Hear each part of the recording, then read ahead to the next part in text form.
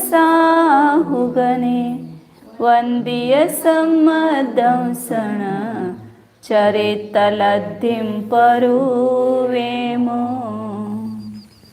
नमस्ते।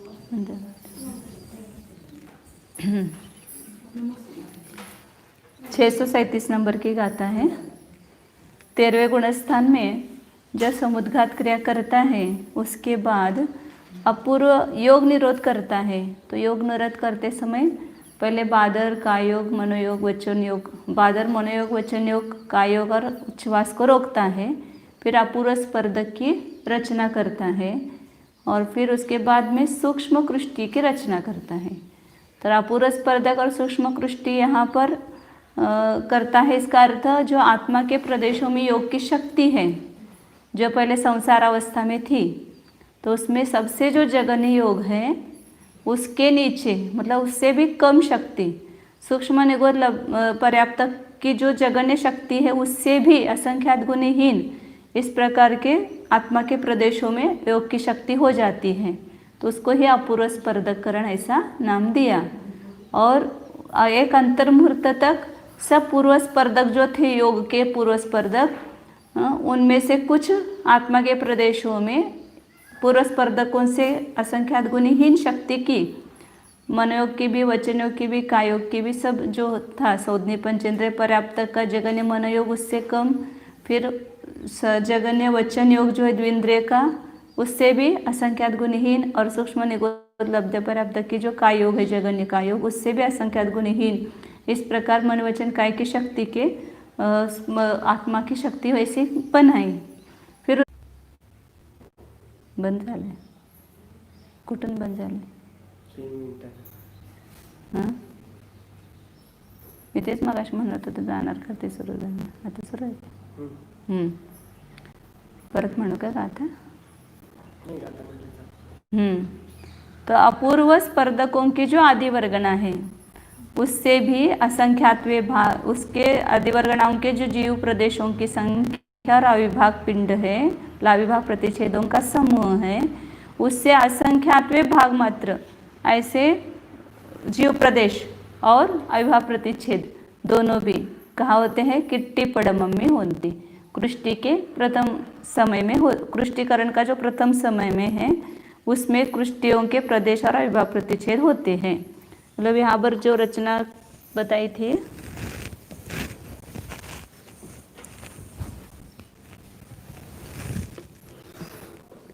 पहले जीव के प्रदेश इस प्रकार गोपुच्छा का रूप से ही शक्ति की अपेक्षा से प्रदेशों की अपेक्षा से ये पूर्व स्पर्धक है, उसके नीचे ही अपूर्व स्पर्धक की रचना हुई है। अब इसके नीचे ही कृष्टियों की रचना होती है। मतलब इसमें से पूर्व स्पर्धक और अपूर्व स्पर्धक में से प्रदेशों को, जीव के प्रदेशों का आकर्षण करके उसकी शक्ति इस अपूर्व स्पर्धक की जो आदि वर्गना है इसमें जो अविभाव प्रतिच्छेदों का प्रमाण है उससे भी असंख्यात गुणहीन अविभाव प्रतिच्छेदों की रचना यहाँ पर होती है। तो यहाँ जीव के प्रदेश जो है कम बताए ना, असंख्यात। पहले समय में जीव के प्रदेश भी इससे असंख्यात भाग हैं और इसके अविभाव प्रतिच्छेदों का जो शक्ति है मतलब उस जीव प्रदेश की शक्ति जो है वो भी असंख्यात भाग प्रमाण है। तो इस प्रकार पहले अंतिम कृष्टि जो होगी उससे भी यहाँ से शक्ति कितनी है? असंख्यात भाग है। फिर नीचे नीचे तो कम ही होगी शक्ति कृष्टि में, एक एक कृष्टि में जैसे स्पर्धकों में एक एक अविभाव प्रतिच्छेद जो है वो कम होते हैं और फिर दूसरा स्पर्धक आता है तो उतना 10वां असंख्यातवा भाग कम, या जितनेवा भाग होगा जितनेवा स्पर्धक होगा उतने भाग कम, ऐसा होता है। लेकिन कृष्टि में है, हर कृष्टि में उसी का नाम कृष्टि दिया है, तो इसको भी स्पर्धक ही नाम देते हैं कि यहाँ प्रत्येक वर्गना में शक्ति जो है वो असंख्यात गुणी नीचे से ऊपर और ऊपर से नीचे करेंगे तो असंख्यात भाग। इस अपूर्व स्पर्धक की जो आदि वर्गना मतलब सबसे जगन्य वर्गना है उससे भी असंख्यातवे भाग अविभाव प्रतिच्छेद या अंतिम कृष्टि में होंगी। फिर उसके नीचे नीचे असंख्यातवे भाग मतलब असंख्यात गुणहीन, असंख्यात गुणहीन, असंख्यात गुणहीन शक्ति पहले कृष्टि तक कम कम होते जाएंगे। और पहले समय इसके जो जीव प्रदेशों का प्रमाण है उसका भी असंख्यातवें भाग प्रदेश यहाँ पर है। यहाँ पर जीव प्रदेश जो है वो कम है पहले समय में। तो फिर बाद में कृष्टिकरण दूध इत्यादि समय सब कृष्टिकरण भी फिर बढ़ते जाएंगे। तो इसलिए दो की अपेक्षा बताए, आविर्भाव प्रतिच्छेद और प्रदेश। यहाँ प्रदेश मतलब ही वहाँ पर जो कर्म परमाणु लेते हैं वो जीव के प्रदेश लेना है। वो कितने लिए हैं करने के लिए, वो 12 मतलब सब प्रदेश है। ये जगन्य वर्गना गुणित 1.5 गुण हानि, ये संपूर्ण प्रदेश है। इसको अपकर्षण भागार का भाग दिया तो एक भाग उस समय उतने प्रदेशों में शक्ति कम की और उसके नीचे रखा उसको। ये सब समझने के लिए रखते, ऐसे कोई आत्मा के प्रदेश ऐसे रखे नहीं जाते हैं।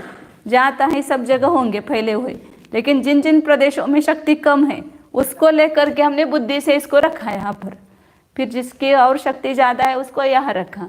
इस प्रकार ऊपर ऊपर रखते हैं वो, और अपने आप ऑटोमेटिक होता है। वहाँ पर कोई जानता नहीं कि अपने प्रदेशों में शक्ति कम हो रही है, या केवल भगवान के ज्ञान में आए तो भी उनका विकल्प नहीं है वहाँ पर, लेकिन अपने आप वो आत्मा के प्रदेशों में योग शक्ति कम होती जाती है। और वह कितनी कृष्टियाँ होती हैं वर्गनाशला का असंख्यात्वा भाग, कितनी कृष्टियों की संख्या है। और जीव परमाणु अपने अविभाव प्रतिच्छेद कितने हैं उसको पल्ले के असंख्यात्व भाग से भाग दो। यहाँ जो होंगे ना अविभाव प्रतिच्छेद यहाँ के प्रदेशों में, उसको पल्ले के असंख्यात्व भाग से भाग देंगे तो उतने अविभाव प्रतिच्छेद वहाँ पर होंगे। उसकी कोई संदृष्टि दी नहीं यहाँ पर, लेकिन वो इतने होता है। प्रदेश यहाँ सबसे ज़्यादा दिए जाएंगे। जो अपकृष्ट प्रदेश है इसमें से सबसे ज़्यादा प्रदेश यहाँ दिए जाएंगे। फिर एक एक चयहीन क्रम से यहाँ ऊपर ऊपर दिए जाएंगे। और जो एक भाग देंगे फिर बहुभाग पुनः बचेगा वो अपूर्व स्पर्धकों में असंख्यात, इससे यहाँ जो दिया उसे असंख्यात के गुणहीन यहाँ दिए जाएंगे। फिर एक एक चय क्रम से पूर्व स्पर्धक के अंतिम तक दिए जाएंगे। ये मतलब पुनः उसकी शक्ति वैसी होगी। यहाँ दिए जाएंगे अपूर्व स्पर्धक में दिए वो पूर्व में है ही नहीं शक्ति, ये भी नई शक्ति है और ये भी नई शक्ति है। पूर्व स्पर्धकों में जो है ऊपर के जो प्रदेश होंगे वो नीचे की शक्ति रूप से परिणमित होंगे, तो उसकी भी शक्ति कम हुई ना वहाँ पर। वहाँ देते हैं इसका अर्थ क्या कि उसकी शक्ति उन प्रदेशों की शक्ति उस समान हो जाती। इसमें जो शक्ति है पहले वो जिस जीव प्रदेश में ये शक्ति थी, यहाँ बढ़ती हुई शक्ति है ना, वो अब यहाँ पर दिया मतलब उसकी शक्ति उन प्रदेशों की शक्ति इस स्पर्धक समान हो गई। ऐसे अद्वितीयादि समयों में पुनः कृष्टि और द्रव्य का प्रमाण कहते हैं। ओ कट्टदि पड़ि समयम जीव पदे से असंख गुणियक में गुणहीन कमे नय।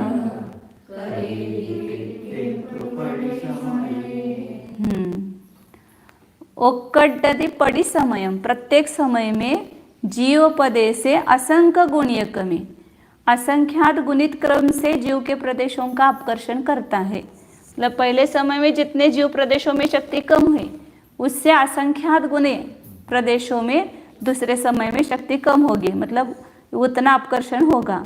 तो अपकर्षण भागार छोटा करते हैं, दूसरे समय में अपकर्षण भागार के असंख्यात भाग का भाग दो तो जीव प्रदेश आएंगे वो असंख्यात गुणे आएंगे ना।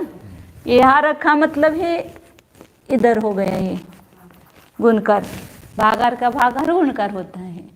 तो या चाहे इधर असंख्यात दे दो या यहाँ असंख्यात दे दो, तो एक ही अर्थ होता है। तो असंख्यात गुणे जीव के प्रदेशों की प्रत्येक समय में अपकर्षण करता है। और तब गुणहीन कमेन य करेदि किट्टिम तो पड़ी समय, और उसके असंख्यात गुणित हीन क्रम से कृष्टियाँ करता है। तो पहले समय में जितनी कृष्टियों की संख्या है उससे दूसरे समय में कृष्टियों की संख्या असंख्यात गुणहीन होगी। इसके नीचे ही नई कृष्टियाँ होगी ना, वो असंख्यात गुणहीन क्रम से होगी। पहले समय में 16 की तो दूसरे समय में 8 करेगा, फिर तीसरे समय में 4 करेगा। इस प्रकार प्रत्येक समय में कृष्टियों की संख्या कम कम कम होती जाएगी और सब मिला करके जगत श्रेणी का असंख्यात विभाग ही होगी। एक वर्गणा शलाका का असंख्यात्वा भाग, एक स्पर्धकों में जितनी वर्गणाओं की संख्या है उसका भी असंख्यात्वा भाग ही इतने नई कृष्टियों की रचना होगी।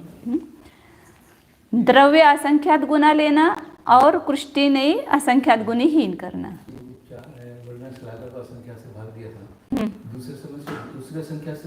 हाँ बराबर है। अपकर्षण भागार भागिले असंख्यात, यहाँ पर भागार इतना बड़ा हो जाता है। असंख्यात गुने अपकर्षण भागार से इसको भागार को गुना करके भाग दो वर्गना शलाका को।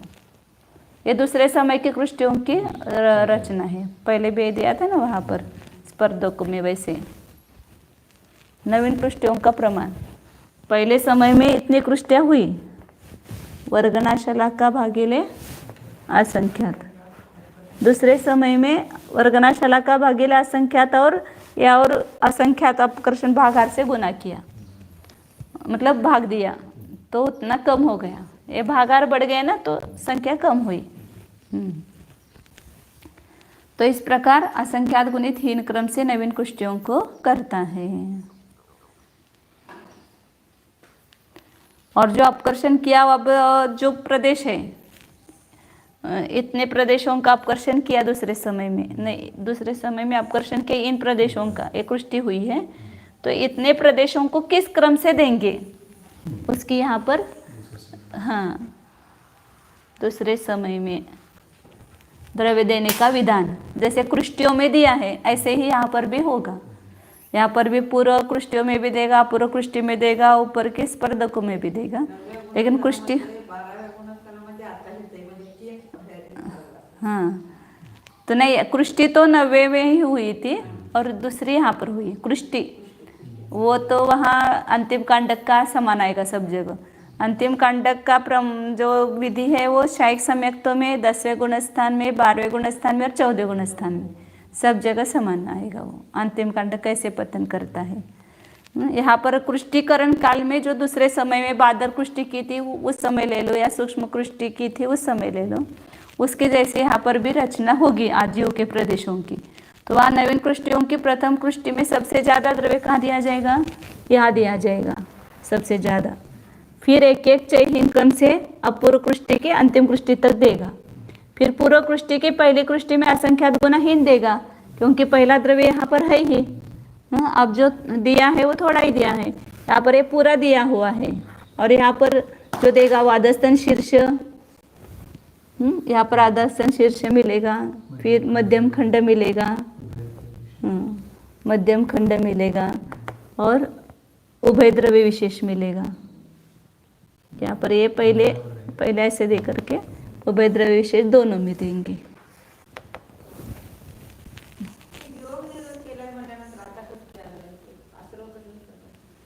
योग का ही चल रहा है ना, ये कृष्टि किसकी चल रही है, योग की चल रही है। जीव के प्रदेशों में जो शक्ति है वो उसको कम कर रहे हैं, वैसे धीरे धीरे शक्ति कम होगी। एक साथ योग का नाश नहीं होता है, योग की भी शक्ति कम कम करके उस, क्योंकि आगे आगे समय में योग एकदम सूक्ष्म होता जा रहा है, तो उसकी शक्ति कम हुए बिना वो कम कैसे दिखाई देगा। इसलिए यहाँ पर ये करता है। जीव के प्रदेशों में जो आत्म प्रदेश के में जो परिस्पंदन की शक्ति है, कर्मों को ग्रहण करने की शक्ति, उसको क्षीण कर रहा है। तो यहाँ पर इतना योग कम हुआ है तो वहाँ पर जो परमाणु लेगा वो बहुत कम ही लेगा परमाणु। तो यहाँ पर भी जैसे कृष्टियों में अपन ने 4 प्रकार के द्रव्य के विभाग बताए हैं, इसी प्रकार यहाँ पर भी बताए हैं। तो पहले तो ये बताया कि यहाँ अधिक प्रदेश देता है, फिर यहाँ आगे चयहीन क्रम से देता है अपूर्व कृष्टि के अंतिम कृष्टि तक। फिर पूर्व कृष्टि के आदि कृष्टि में जो देता है वह संख्यात गुणहीन प्रदेशों को देता है, क्योंकि ये पहले का था ही, नया दिया हुआ इतना ही है, यहाँ पर इतना है। तो इससे पहले अपूर्व कृष्टि के अंतिम कृष्टि से असंख्यात गुणहीन मिला, पुनः ऊपर ऊपर जो है एक एक चय कम देगा, तो एक एक अनंतवा भागी कम, अनंतवा भाग नहीं यहाँ पर असंख्यातवा भागी कहेंगे, क्योंकि आत्मा के प्रदेश अनंत नहीं है, इसलिए असंख्यातवा भाग कम ही होता है। तो इस प्रकार अंतिम कृष्टि तक एक एक चयहीन क्रम देगा। फिर उसके ऊपर जो अपूर्व स्पर्धक की पहली वर्गना है, तो वहां पर प्रदेश प्रथम वर्गणा में संख्यात गुणहीन, संख्यात गुणे का है ना, अंतकृष्टि में इसके ऊपर अंतकृष्टि तक विशेष गढ़ते क्रम से प्रदेश दिए जाते हैं। अंतकृष्टि में दिए प्रदेशों से अपूर्वस्पर्ध की प्रथम वर्गणा में दिए प्रदेश संख्यात गुणे जानना चाहिए। संख्यात गुणे है वहाँ पर, उसके ऊपर अंतिम पूर्वस्पर्धक की वर्गणा तक, अंतिम पूर्वस्पर्धक की वर्गणा तक विशेष घटते क्रम सहित प्रदेश दिए जाते हैं। द्वितीय समय में अपकृष्ट द्रव्य के अधस्तन शीर्ष विशेष आदि 4 विभाग लोक की सूक्ष्म कृष्टि के समान जानना चाहिए। संख्यात गुणे देता है ऐसा कहें, हाँ 2 भाग ऊपर देता है ना, 1 भाग इधर देता है, बराबर। आगे तो द्वितीय समय में के द्रव्य का जो अपकर्षण किया उसका बंटवारा जो कृष्टियों में देना है वो 4 द्रव्यों के द्वारा देता है। तो पूर्व कृष्टि में कितना देता, नई कृष्टि में कितना देता है, इतना इससे पता चलता है। तो अधस्तन शीर्ष विशेष द्रव्य देगा। यहाँ जो पहले समय में यहाँ निकाला था ना अपने, 1-1 चय कम है तो वो 1-1 चय यहाँ पर देता है। दूसरी कृष्टि में 1 अधस्तन शीर्ष विशेष, तीसरे में 2, चौथी में 3, पांचवी में 4, इस प्रकार क्रम से अंतिम पूर्व समय में, पहले समय में की हुई जो कृष्टि है उसके अंतिम कृष्टि तक 1-1 अधस्तन शीर्ष बढ़ाते हुए देता है। तो अधस्तन शीर्ष विशेष मतलब पूर्व समय में जो चयहीन क्रम था तो वो जो चय था उतना चय यहाँ पर 1, 2, 3, 4 ऐसे बढ़ाते हुए देता है। तो कितना है वो चय, उसका प्रमाण निकाला है यहाँ पर।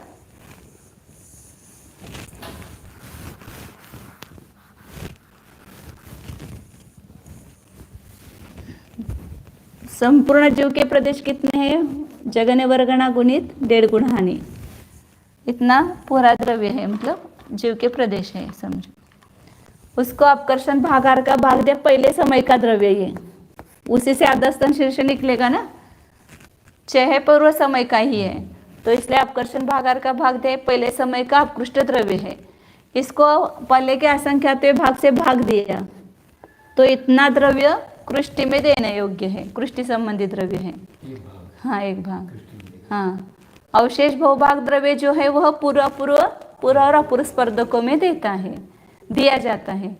अब प्रथम समय का चय निकालते हैं उसको, तो इतना द्रव्य जो था पहले समय में कृष्टि में देने योग्य, उसको कृष्टि आयाम से भाग देंगे, एक कृष्टि आयाम, वो कितना था, वर्गनाशाला का भागिले असंख्यात। और उसमें चय निकालने के लिए 2 गुण हानि माइनस 1 तम कक्ष का आधा, हाँ उसका भाग देते हैं। तो इन्होंने 2 गुण हानि में कुछ कम ऐसा करके सामान्य लिखा है, हमेशा लिखते हो ऐसा न लिख करके 2 गुना लिखा है। आप ऐसा लिख सकते हैं मतलब, लेकिन वो हाँ ऐसा लिख सकते हैं, लेकिन वो कुछ कम करके खाली कुछ कम 16 2 गुना ने दिया। तो ये चय का प्रमाण हुआ, अधस्तन शीर्ष विशेष हुआ यहाँ पर। और अधस्तन शीर्ष विशेष जो है द्रव्य उसका पूरा निकालना है, इतना चय पहले कृष्टि में दिया, दूसरे में ये 2 दिए, तीसरे में 3 दिए, चौथे में 4 दिए, इस प्रकार कितने दिए, 1 कम कृष्टि गच्छ प्रमाण होगा यहाँ पर। तो इसका संकलन करो, कितना संकलन आएगा, तो यहाँ पर वो सीधा संकलन करने का जो सूत्र है कि जी कितने का संकलन करना है, समझो 7 का करना है तो क्या करते, 7 गुना 8 बटे 1 गुना 2, 7 चौका 28। तो 1 से लेकर के 7 तक की संख्या का जोड़ कितना आता है, 28 आता है। ऐसा वो संकलन करने का सूत्र है। उसी संकलन सूत्र से यहाँ पर किया कि यहाँ पर 1 कम कृष्टि गच्छ प्रमाण में वो देना है जीव द्रव्य, तो 1 कम मतलब 1 कृष्टियों की संख्या है, इसमें 1 कम करो तो ये गच्छ हुआ। अब संकलन करना है तो आगे की संख्या कौन सी रखनी है, 1 बढ़ेगा तो पूरा गच्छ आएगा, और नीचे 1 और 2 आएगा, एक तो लिखा नहीं जाता है तो ऐसा है आता है। और वैसा भी करो, अपना सूत्र है हाँ कि गच्छ गच्छ प्लस एक पूरा करना है तो गच्छ प्लस एक बटे दो गुणिले गच्छ गुणिले चे, इसको गुना करेंगे ना इससे, ये चय से चय को इस एक कम गच्छ का गच्छ फिर पूर्ण गच्छ और बटे दो, तो ये संकलन आ गया यहाँ पर। चय के आगे रख दो इसको, यहाँ पर रखना है उसको, एक कम गच्छ पूरा गच्छ, मतलब यहाँ पर यही गच्छ है और उसमें एक अधिक किया उसका आधा किया, मतलब इधर उधर से देखो तो वही आता है संकलन सूत्र। हाँ तो एक अधिक गच्छ हुआ है ना, एक गच्छ ही अपना एक कम है ना यहाँ पर कृष्टियायाम, और उसमें एक अधिक किया तो ये गच्छ हुआ पूरा और उसका आधा हुआ, एक अधिक गच्छ हुआ और उसका आधा गुणिले पूरा गच्छ पूरा गुणिले चय बराबर संकलन धन सैक पदाहत पद दल चय गुणि दे चय धनम होदी, एक अधिक पद का आधा गुणित गच्छ गुणा चय भी संकलन धन आता है, वही सूत्र है यहाँ पर। तो ये पूरा क्या आया, ये अधस्तन शीर्ष विशेष आया, तो यहाँ पर दिया हुआ द्रव्य आया, ये यहाँ पर रखा ना। अब दूसरा द्रव्य है, ये कौन सा हुआ, अधस्तन शीर्ष द्रव्य हुआ, मतलब पूर्व समय में जो रची हुई कृष्टियां है उसमें जितने चय कम है उतने दिए तो पूरी समपट्टिका बन गई, पहली कृष्टि जैसी सब कृष्टियां हो गई। अब उसके नीचे नई कृष्टियां बनाता है दूसरे समय में, तो वहां पर भी द्रव्य देता है, तो ये जो पहली जगन्य कृष्टि में जो द्रव्य था उतना उतना द्रव्य सब कृष्टियों में दिया, नई कृष्टियों में, तो क्या हुआ, अधस्तन कृष्टि द्रव्य। अधस्तन कृष्टि खंड कहो, समान खंड कहो या अधस्तन कृष्टि द्रव्य कहो, तो प्रथम समय की जो कृष्टि है, ये प्रथम समय की ये कृष्टि उतना द्रव्य सब में देना है, तो इसका द्रव्य पहले ले लो। तो इसका द्रव्य कितना है पहले समय का, वो 12 ओ पल्ले का असंख्यात्वा भाग गच्छ का भाग दिया, और कुछ कम 16, ये पूरा आगे का नहीं दिया था। ये चय और चय को 2 गुणाने से गुना करते हैं तो पहली कृष्टि आती है, पहली वर्गण आती है ना, ऐसे यहाँ पहली कृष्टि आती है, तो ये पहली कृष्टि का द्रव्य पूर्व समय की जगन्य कृष्टि का इतना द्रव्य है, अब इतना ही सब अपूर्व कृष्टियों में देंगे, तो वहाँ पर गुना कितनी कृष्टियाँ की है, यहाँ पर नई कृष्टियाँ वर्गनाशाला का भागिले असंख्यात अपकर्षण भागार असंख्यात,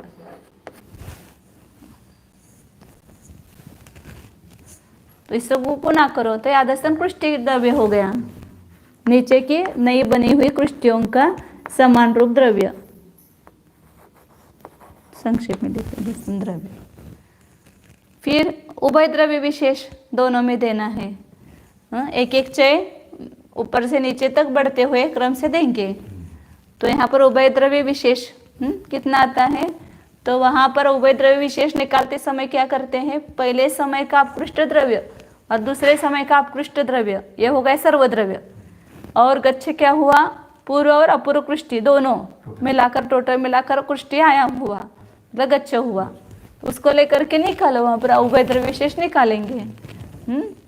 इसको मिटाते हैं, यह अधस्तन शीर्ष और अधस्तन कृष्टि खंड, ये 2 द्रव्य हुए।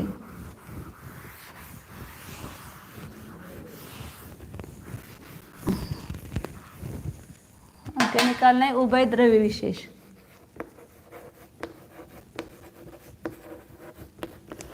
मतलब पूर्व और अपूर्व दोनों कृष्टियों में चयहीन क्रम से देना है, उसको उभय द्रव्य विशेष कहते हैं।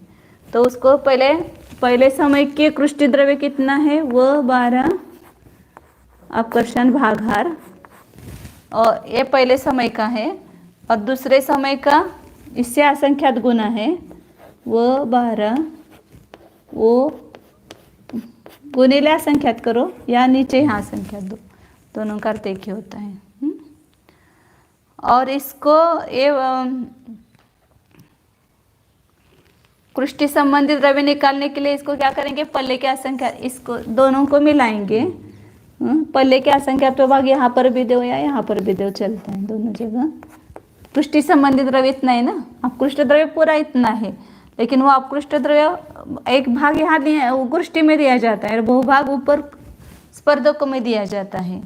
तो एक कृष्टि द्रव्य निकाला।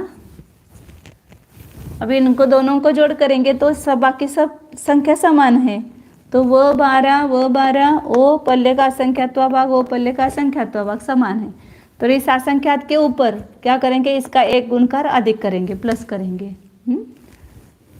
वो 12 वो पल्ले का असंख्यात्वा भाग और इसमें असंख्यात के ऊपर एक अधिक, ये दोनों समयों का कृष्टि में देने योग्य द्रव्य हुआ। हाँ, कृष्टि में देने योग्य द्रव्य हुआ। अब इसका चय निकालना है, तो चय निकालना है तो क्या करना है, दोनों दो पूर्व समय के कृष्टि और आगे की अपूर्व कृष्टि, इन दोनों को मिलाएंगे। तो उसमें कुछ अधिक किया, पहले समय में जो कृष्टियाँ बनाई संख्या उसमें कुछ ऐड किया, दूसरे समय का ऐड किया उसमें। हाँ, तो एक कृष्टि आयाम हो गया। तो कृष्टि आयाम से भाग दिया तो मध्यम धन आया।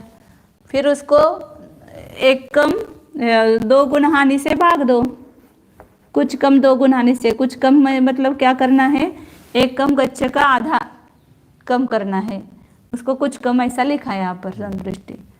तो ये हो गया उभय द्रव्य विशेष हुआ। और ये उभय द्रव्य विशेष ये एक चय यहाँ पर दिया जाएगा, फिर आगे एक एक बढ़ते हुए दिया जाएगा। तो संपूर्ण उभय विशेष द्रव्य कितना होगा, तो उसे संकलन सूत्र के माध्यम से निकालो। इसमें क्या किया था, पूरा आयाम आएगा, इसमें एक कम नहीं है। तो गच्छ मतलब पूरा कृष्टीय आयाम रखो और इसमें एक अधिक करके उसका आधा करो। ये चय गुणित गच्छ गुणित एक अधिक गच्छ का आधा, तो ये उभय द्रव्य विशेष हो गया। इतने जीव प्रदेश यहाँ के आ गए पूरे दिए हुए।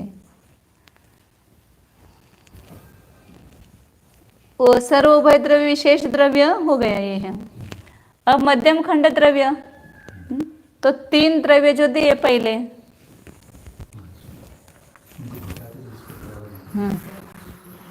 ये उभय द्रव्य विशेष हो गया।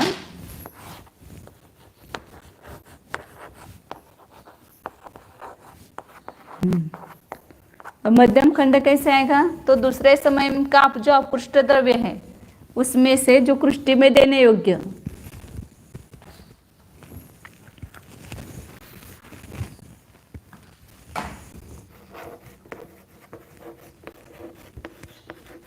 अब जो बचा हुआ है वो सब पूर्वापूर्व सभी में समान रूप से देंगे, चाहे इधर दो या इधर दो, उसको कहते हैं मध्यम खंड द्रव्य।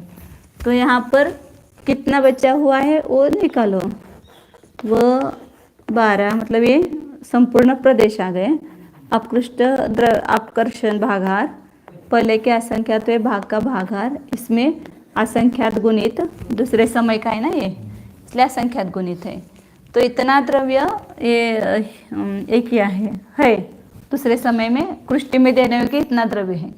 उसमें से अभी अपन ने 3 द्रव्य निकाले, अधस्तन शीर्ष विशेष निकाला। अधस्तन शीर्ष भले पूर्व कृष्टि में दिया है लेकिन वो दूसरे समय के द्रव्य में से दिया है। तो इसलिए अधस्तन शीर्ष, अधस्तन कृष्टि द्रव्य, उभय द्रव्य विशेष, ये 3 द्रव्य इसमें से माइनस किए, तो ये शेष बचे हुए प्रदेश हो गए। इतने प्रदेश बचे हो, दो सब में समान देना है खंड करके। तो सब में समान देना है तो आयाम से भाग दो, सब में समान आएंगे। पूरा कृष्टि आयाम से भाग दिया तो एक मध्यम खंड हुआ, एक कृष्टि का द्रव्य हुआ ये। और सब कृष्टि का निकालना है तो कृष्टि आयाम से को ना करो, तो सभी कृष्टियों का आ गया। अच्छा, ये मध्यम खंड को क्या इन्हीं नई कृष्टियों में देंगे, ऊपर नहीं देंगे? पूरा में बस ये तो बहुभाग बच्चा वो सब पूरा पूरा स्पर्धकों में देगा ना। ये पल्ले के असंख्यात भाग का भाग दे करके जो लिया है वो कृष्टियों में देगा, और बहुभाग जो है स्पर्धकों में देता है।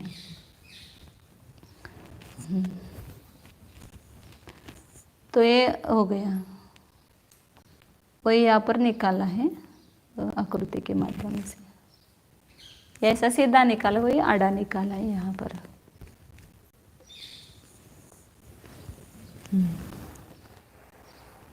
अधस्तन पृष्ठी द्रव्य, ये अधस्तन शीर्ष द्रव्य, ये उभय द्रव्य विशेष, और ये मध्यम खंड निकालो। मध्यम खंड ऐसा निकालो, इधर निकालो, समान सब में निकालना है, बस ऐसा भी निकालो तो चलता है। तो इस प्रकार ये 4 द्रव्य बताएं, मतलब दूसरे समय में अपकृष्ट द्रव्य में से दे करके वो पूरा पूरा कृष्टि आयाम ऐसे चयन क्रम से हो गए।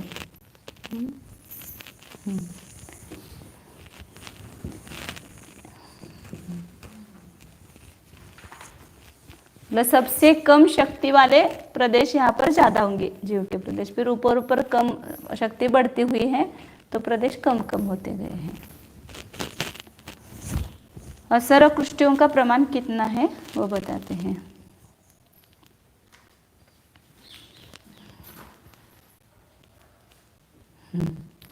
सेडिपदस्य असंख्यं भागमपुवाण पड्डयाणं वाओ किट्टी पल्लस्य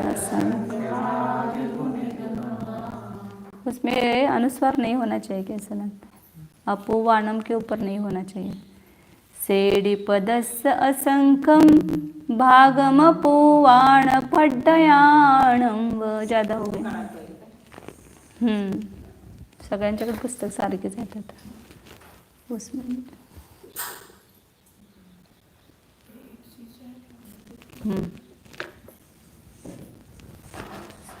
वो अनुस्वार नहीं करना, नहीं अपुवानम के ऊपर न च्या वर, न के ऊपर। हाँ, जो अनुस्वार हुआ है ना वो ज्यादा हुआ है, नीचे इसमें नहीं है, कंस में ऊपर हो गया है। तो सर्वकृष्टियों का प्रमाण कितना है, सब मतलब अंतर्मुहूर्त काल में सब जो कृष्टियाँ बनाई उसका प्रमाण कितना है? तो सेडिपदस्य असंख्यम भागम, श्रेणी मतलब जगत श्रेणी, जगत श्रेणी का पद मतलब प्रथम वर्गमूल, जगत श्रेणी का जो प्रथम वर्गमूल है उसका असंख्यात्वा भाग, इतना सर्वकृष्टियों का प्रमाण है। अथवा अपूवान फड्डयाणम व असंख्यम भागम, या अपूर्व जो स्पर्धक है, मतलब ये जो अपूर्व स्पर्धक बनाए ना इसका असंख्यात्व भाग, मतलब दोनों तरफ से आचार्य ने ये बताया, क्योंकि ये भी जगत श्रेणी के असंख्यात्व भाग है, लेकिन इससे भी ये असंख्यात्व भाग है, कृष्टियों की संख्या, अपूर्व स्पर्धकों से भी कृष्टियों की संख्या जो है वो असंख्यात्व भाग है। मतलब वो जगत श्रेणी छोटी है ये, और ये बड़ी है आयाम इसका। सव्वाओ किट्टियों सभी कृष्टियाँ, और पल्लस्य असंख्य भाग गुणित कमा, उसके जो अविभाव प्रतिच्छेदों की संख्या है वो पल्ले के असंख्यात्व भाग से गुणित क्रम है। मतलब इस कृष्टि में जो अनुभाग है, शक्ति है, योग शक्ति, उससे दूसरी कृष्टि में शक्ति जो है वो पल्ले के असंख्यात्व भाग गुणी है। मतलब किससे गुना करना, वह जैसे अपना कर्म में अनंत गुणी होती है ना शक्ति, तो जीव राशि से अनंत गुणे गुणकार से अपन गुणा करते हैं। यहाँ पर गुणकार क्या है, तो पल्ले का असंख्यात्व भाग, मतलब प्रत्येक कृष्टि में गुणकार, एक आत्मा के प्रदेशों में वह योग के अविभाव प्रतिच्छेद कितने हैं, असंख्यात लोक, जो जगह ने स्पर्धक में बताई थी ना असंख्यात लोक, अब उससे भी कम कम होती गई, फिर भी वहाँ पर असंख्यात शक्ति है, लोक के असंख्यात लोक ही होगी, लेकिन यहाँ पर इससे भी असंख्यात गुणहीन यहाँ पर हुई, उससे भी यहाँ पर ये असंख्यात गुणहीन है, वो इससे मतलब अपूर्व स्पर्धक में, ये पूर्व स्पर्धक, ये अपूर्व स्पर्धक, और यहाँ पर ये कृष्टि। तो यहाँ पर जो अपूर्व स्पर्धक की जो पहली कृष्टि है उससे भी सूक्ष्म कृष्टि जो है उसकी अंतिम कृष्टि में असंख्यात गुणहीन शक्ति है, और उसके नीचे प्रत्येक कृष्टि में असंख्यात गुणहीन शक्ति है। नीचे कितनी गुणहीन करना, तो पल्ले का असंख्यात्व, इसकी जो शक्ति होगी असंख्यात लोग, समझो कि इसको पल्ले के असंख्यात भाग से भाग दो, इतनी इसकी होगी। फिर इसको पल्ले के असंख्यात भाग से भाग दो तो उसके नीचे की होगी। यार इधर से करना है तो इस पहली कृष्टि में पल्ले के असंख्यात भाग से गुना करो तो दूसरी कृष्टि की, उसको पल्ले के असंख्यात भाग से गुणे करेंगे तो तीसरी कृष्टि की। इस प्रकार यहाँ गुणकार का प्रमाण पल्ले का असंख्यात्व भाग है। ये बताएं, मतलब नीचे से ऊपर लेते तो असंख्यात गुणे कहेंगे प्रदेश अविभाज्य प्रतिच्छेद, और ऊपर से नीचे करेंगे तो पल्ले के असंख्यात भाग गुणित क्रम हीन क्रम। असंख्यात लोग को 4 असंख्यात बार आएंगे। उतनी कृष्टि है ना, हाँ उतने बार आएंगे, उतने बार आएंगे। प्रत्येक समय में, अब ये हाँ पूरे कृष्टि का बताया ना उन्होंने कि प्रत्येक समय में असंख्यात गुणित हीन क्रम से कृष्टियाँ की जाती है, लेकिन कितना है कृष्टियों का प्रमाण, जगत श्रेणी के प्रथम वर्ग मूल का भी असंख्यात्व भाग है, और वे कृष्टियाँ अपुरस्पर्धकों के भी असंख्यात्व भाग प्रमाण है, इसकी अपेक्षा भी असंख्यात्व भाग प्रमाण है।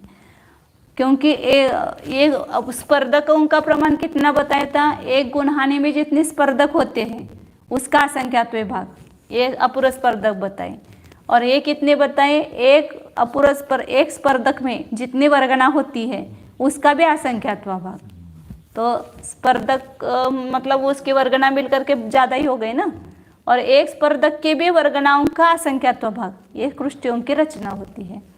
तो इसलिए जो कृष्टियों की संख्या है वो असंख्यात्व भाग है स्पर्धकों से, अपूर्व स्पर्धकों से भी। और कृष्टियों में जो गुणकार हैं वो पल्ले का असंख्यात्व भाग बताया बे, मतलब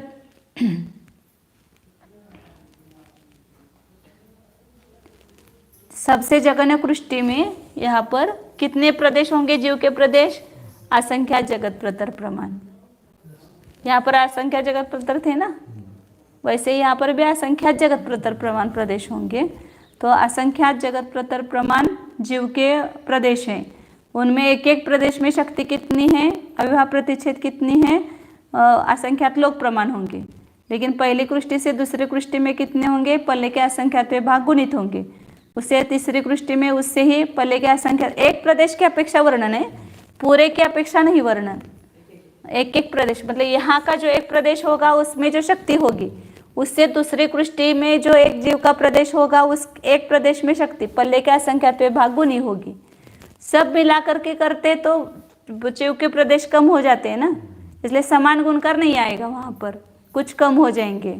अपन ने पहले देखा था ना, या 512 है या 480 है, तो 512 को 8 से गुना करो और 480 को 9 से गुना करो, तो वहाँ पर समान इतने 400 मतलब गुणकार भले ही समान होता हो लेकिन प्रदेश कम हो गए, इसलिए उतने ही गुणे नहीं आएंगे, 2 गुणे से कुछ कम वगैरह स्पर्धकों में देखा था, ऐसे कृष्टियों में भी होगा।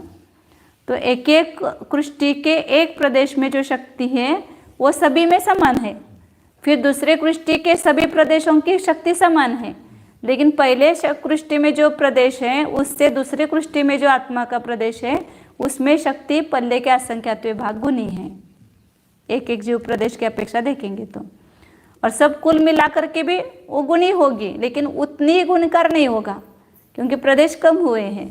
जैसे यहाँ पर ये कुछ ले लो आप, जैसे 512 है प्रदेश और इसमें शक्ति 8 है, और यहाँ ऊपर प्रदेश कितने हैं,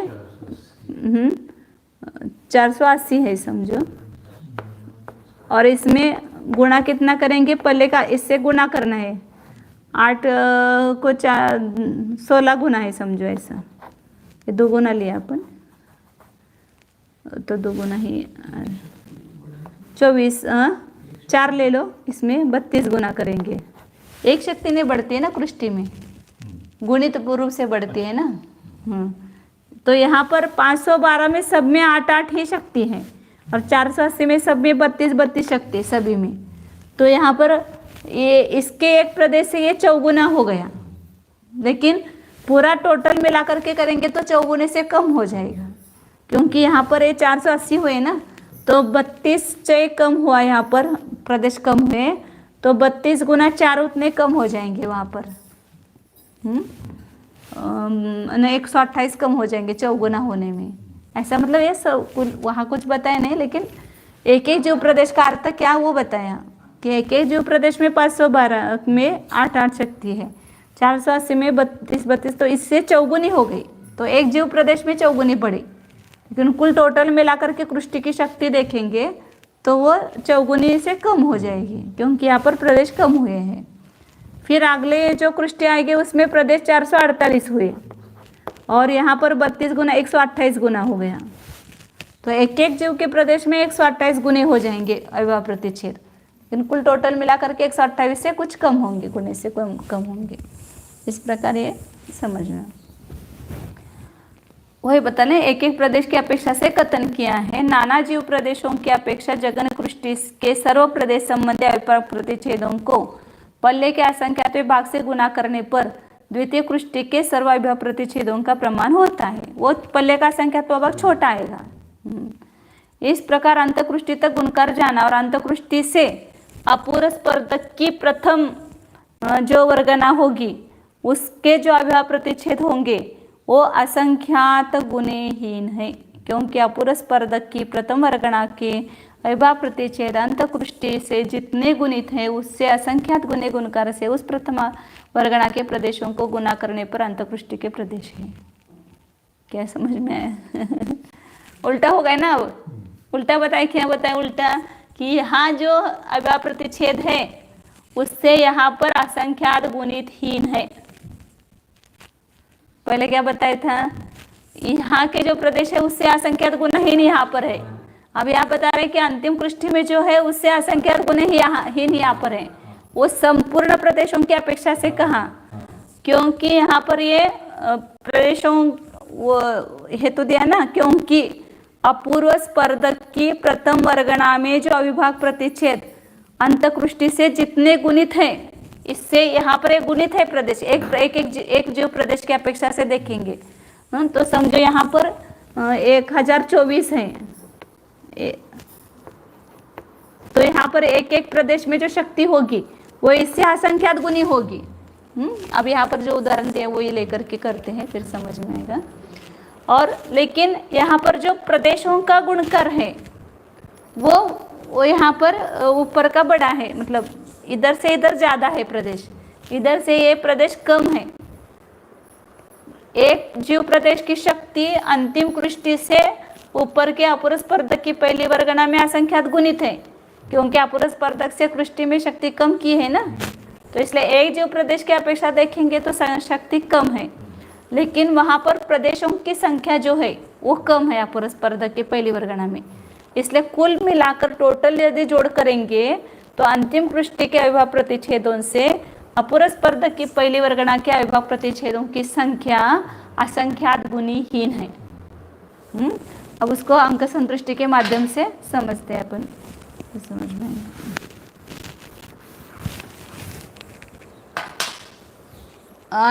अंतिम कृष्टि के जीव प्रदेशों का प्रमाण, या अंतिम कृष्टि जो है यहाँ पर समझो कि 256 प्रदेश है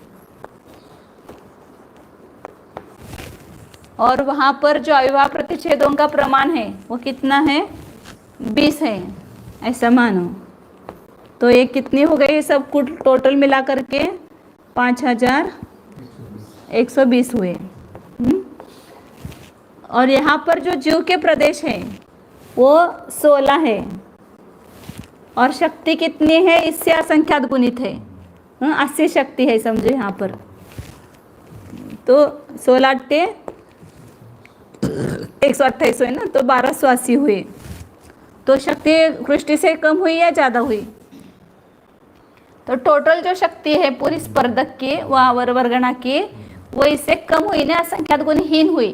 क्यों असंख्यात गुणी हुई? ये जो प्रदेशों का गुणकार है, अपूर्व स्पर्धक की पहली वर्गना में जो प्रदेश है उससे असंख्यात गुणे प्रदेश यहाँ अंतिम कृष्टि में है, और यहाँ जो अंतिम कृष्टि में जो एक प्रदेश में शक्ति है उससे अपूर्व स्पर्धक की पहली वर्गना में शक्ति असंख्यात गुणी है।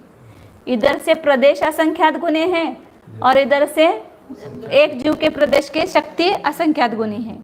तो ये जो असंख्यात गुना है यहाँ पर एक 4 है और यहाँ पर जो असंख्यात गुना है वो बड़ा है, इसलिए यहाँ पर इससे एक कम हो गई शक्ति। ये 16 गुना हुआ इधर और इधर ये 4 गुना हुआ।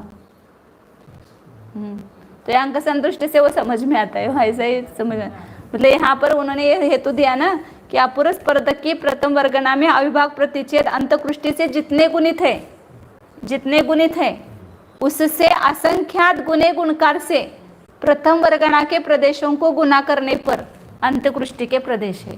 ये 4 है और यह 16 गुना है। इस प्रकार प्रदेशों का ये होने से, नहीं तो कृष्टि से स्पर्धक में कम शक्ति ज़्यादा शक्ति है और यहाँ पर असंख्यात गुणहीन बता रहे हैं। क्यों असंख्यात गुणहीन होगा? प्रदेशों की संख्या कम है, इसलिए। अंतिम कृष्टि के एक प्रदेश संबंधी अविभाव प्रतिच्छेदों से अपूर्व स्पर्धक की प्रथम वर्गना में एक वर्ग के अविभाव प्रतिच्छेद असंख्यात गुणे है, परंतु अपूर्व स्पर्धक की प्रथम वर्गना के जीव प्रदेशों से अंतिम कृष्टि के जीव प्रदेश असंख्यात गुणे है। अविभाव प्रतिच्छेदों के असंख्यात गुणकार से जीव प्रदेशों का गुणकार असंख्यात गुना है। समान गुणकार होता तो भी समान हो जाते, लेकिन इस गुणकार से यह गुणकार असंख्यात गुना है। अविभाव प्रतिच्छेदों के असंख्यात गुणकार से जीव प्रदेशों का गुणकार असंख्यात गुना, इसलिए अंतिम कृष्टि से अपूर्व स्पर्धक की प्रथम वर्गना के कुल अविभाव प्रतिच्छेद असंख्यात गुणित हीन है। आए ना समझ में? अंतिम कृष्टि में हाँ, जो ये जो है ज्यादा अविभाव प्रतिच्छेद है, अविभाव प्रतिच्छेद इससे कम है, लेकिन जीव प्रदेश ज्यादा है। ज्यादा है, हाँ, प्रदेश ज्यादा है, हाँ, तो इसलिए ज्यादा है अपूर्व स्पर्धक से। हाँ, उसने आकर्षण पूरे में से लिया, हाँ, पूरे में से लेके कृष्टि बनाई। कृष्टि की संख्या कम है ना, हाँ, तो एक कृष्टि में जो प्राप्त हो दूसरे समय असंख्यात गुना द्रव्य लिया, पहले समय से दूसरे समय असंख्यात गुना द्रव्य लिया, तो वो अधिकाधिक मिला है ना सब। हाँ, तो इसलिए तो ये बड़ा निकाला ना हमने, इससे ये बड़ा हो गया ये प्रदेश। लेकिन शक्ति तो ऐसे ही क्रम से होगी, इससे शक्ति इसमें कम होगी, लेकिन यहाँ पर शक्ति जो है इधर से इधर अधिक होगी नीचे। मतलब इस वर्गनाश में जो शक्ति है उसे असंख्यात गुणहीन शक्ति होगी, नीचे नीचे असंख्यात गुणहीन ही होगी शक्ति। लेकिन यहाँ पर इसमें असंख्यात गुणहीन बता रहे हैं, वो टोटल मिला करके बता रहे हैं। तो जीव प्रदेशों का गुणकार वहाँ पर अविभाव प्रतिच्छेदों के गुणकार से बड़ा है, इसलिए वहाँ पर कुल टोटल शक्ति कृष्टि से भी स्पर्धक में कम हुई।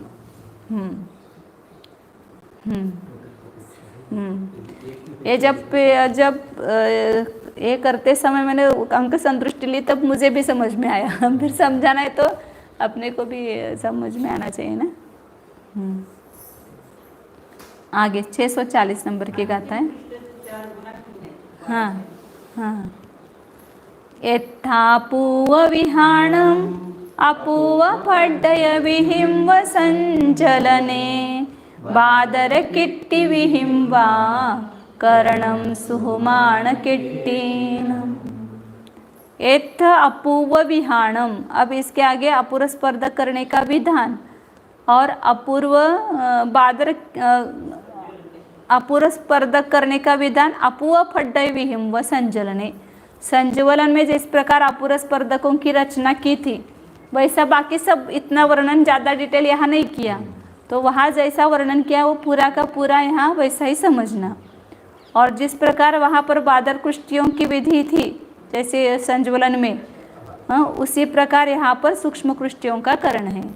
ये योग की सूक्ष्म कृष्टि की है, वो बादर कुष्टि का जैसे विधान बताया वैसे प्रकार यहाँ पर भी द्रव्य देने का, करने का वगैरह, नई नीचे करने के असंख्यात गुणहीन, द्रव्य जो है असंख्यात गुना, फिर उसको देने का क्रम कैसे है, वो सब विधि वहाँ जैसे बताई थी वैसे ही यहाँ पर समझना। उतना ज़्यादा यहाँ पर नहीं बताया है, केवल यहाँ पर वहाँ कर्म परमाणु मतलब यहाँ जीव प्रदेश लेना, और यहाँ पर अविभाव प्रतिच्छेद जो है वो असंख्यात है, वहाँ पर अनंत है।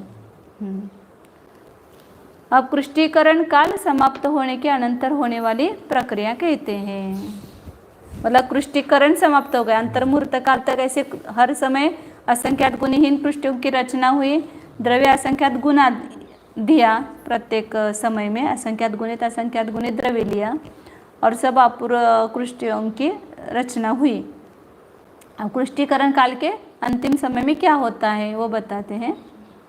किट्टिकरणे चरमे से काले उभय फड्डगे सौवे नासे मुहूर्तम तु किट्टिगद वेद गो जोगी।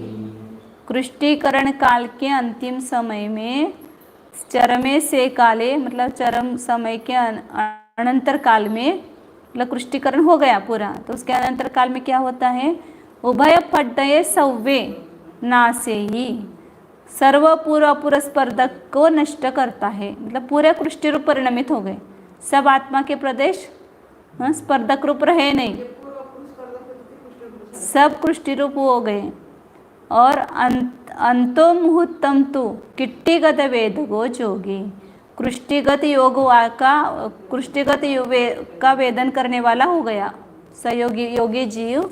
अब वहाँ पर जो आत्मा प्रदेशों की शक्ति है, परिस्पंदन है, वो इस कृष्टि के शक्ति समान होगा। मतलब बहुत ऐसे परिस्पंदन होगा ही नहीं, मतलब बहुत कम रह गया वहाँ पर, योग बहुत कम रह गया, माने स्पर्धकगत शक्ति ही नहीं रही आत्मा के प्रदेशों में, ये कृष्टि रूप ही शक्ति हो गई। इसके भी नीचे नीचे अपूर्व कृष्टि अंतर्मुहूर्त काल तक बनती रहेगी ना। स्थिर नहीं हुआ, अभी योग का अभाव नहीं हुआ, कृष्टिगत योग हो गया, मतलब इस शक्ति समान हो गया योग पूरा।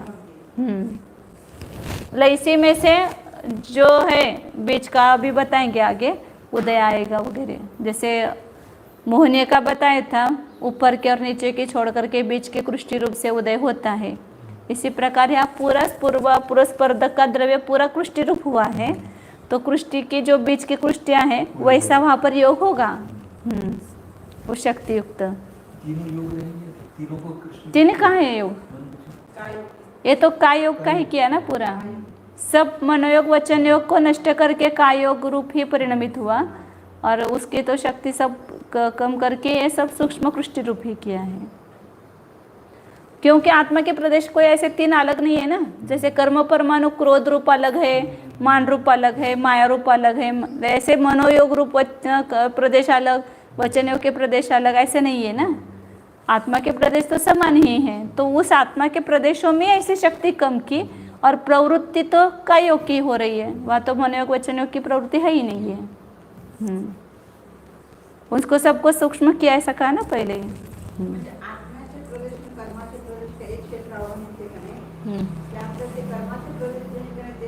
कर्म के कुछ नहीं चल रहा है अभी, आत्मा के प्रदेशों में जो योग शक्ति है वो क्षीण क्षीण कर रहे हैं। हाँ, कर्म का कुछ संबंध नहीं, वो 14 गुण स्थान में होगा कर्म का नाश। पढ़ में असंख्य भागम हेट्टुवरिम नासी दूढ़ विधियादि हेट्टुवरिम असंख्य गुणम कमेन किट्टिम विनाशेदी। प्रथम समय में अब यहाँ कृष्टि रूप हो गए सब आत्मा के प्रदेश, मतलब वो इसकी शक्ति, तो उसमें असंख्यात्वे भाग नीचे और ऊपर का नाश करके विधि आदि हेट्टुवरिम असंख्य गुणम कमेन किट्टिम विनाशेदी। यहाँ पर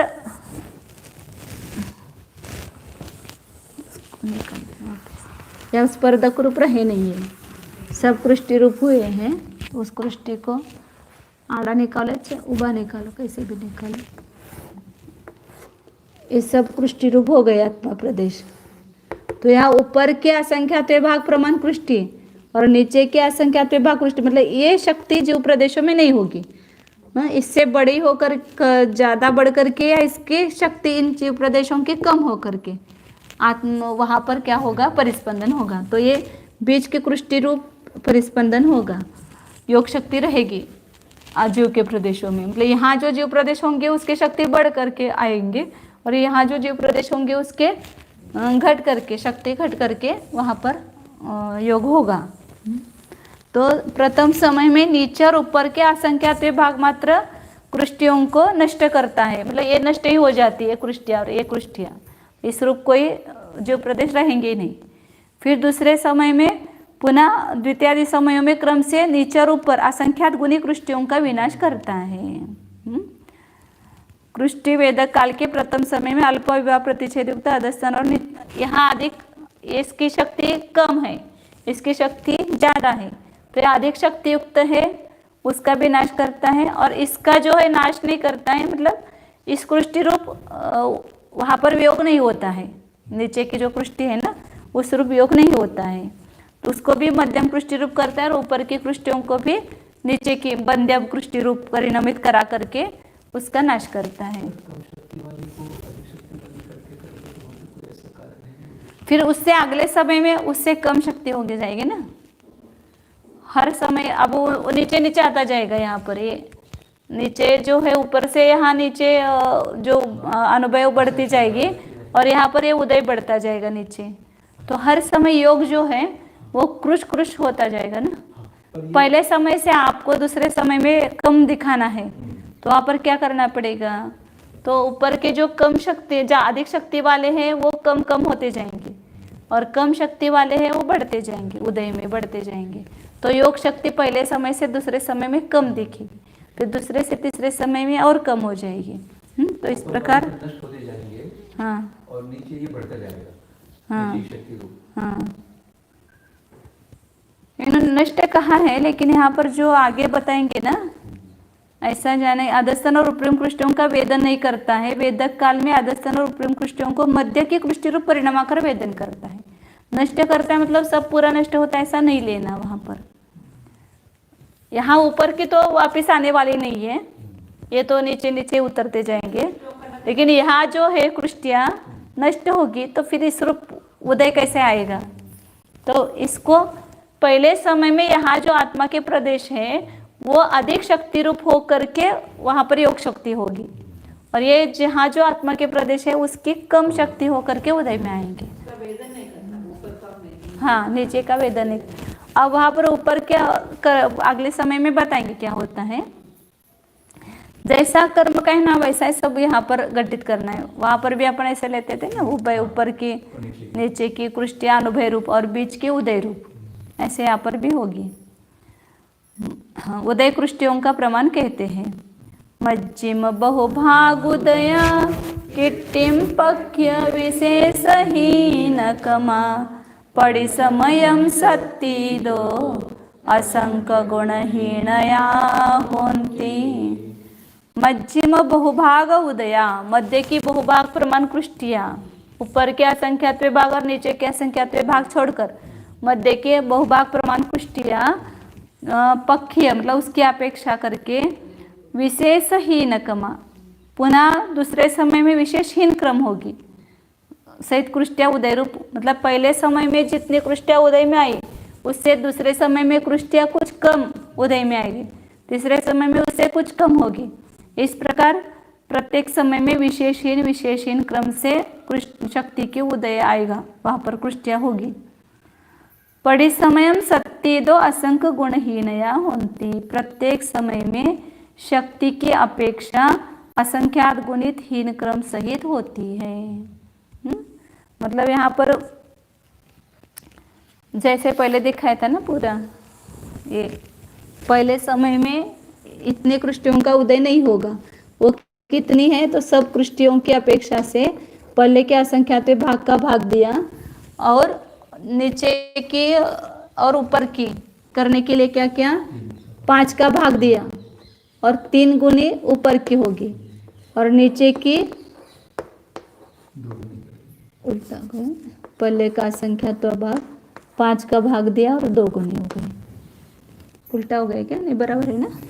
हाँ, ऊपर की ज़्यादा है और नीचे की कम है, यह अनुदय रूप है। और बीच की बहुभाग कृष्टिया, ये कृष्टिया उदय रूप होगी।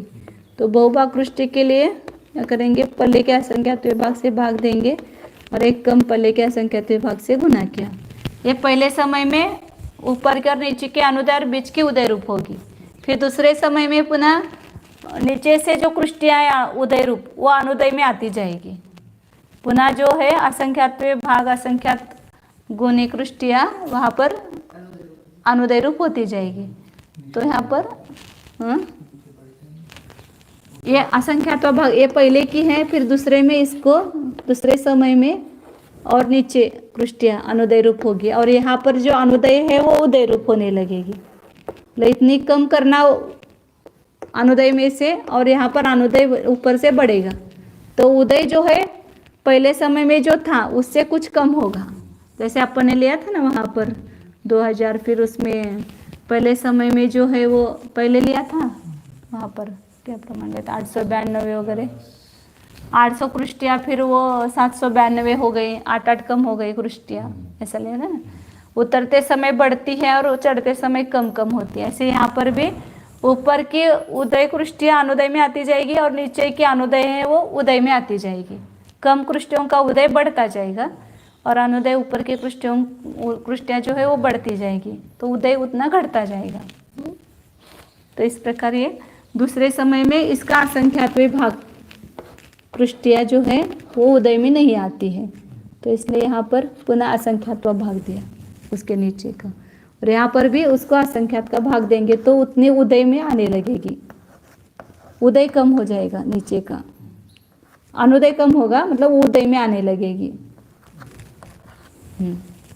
ये दूसरे समय के बताए कृष्टिया अनुदय। तो इस प्रकार ये मतलब शक्ति कुल मिलाकर के पहले समय से दूसरे समय में शक्ति, योग शक्ति कम होगी, दूसरे से तीसरे समय में कम होगी, क्योंकि यहाँ पर अधिक शक्ति वाली कम हो रही है और कम शक्ति वाली बढ़ रही है। इसलिए योग शक्ति जो दिखेगी टोटल वह कम कम कम दिखे, असंख्यात गुणहीन असंख्यात गुणहीन दिखेगी वहाँ पर। और सूक्ष्म कायोगी केवलियों के ध्यान का वर्णन करते हैं। कृष्टि का वेदन कर रहे हैं ना, यहाँ पर वेदन कर रहे हैं मतलब जीव के प्रदेश में वो योग शक्ति हो रही है, तो उस समय जो केवलियों का ध्यान होता है उसी को सूक्ष्म क्रिया प्रतिपाती शुक्ल ध्यान कहते हैं। पूरे 13वें गुणस्थान में टोटल में ध्यान नहीं है, ये कृष्टिकरण होने के बाद वो सूक्ष्म क्रिया प्रतिपाती ध्यान होता है।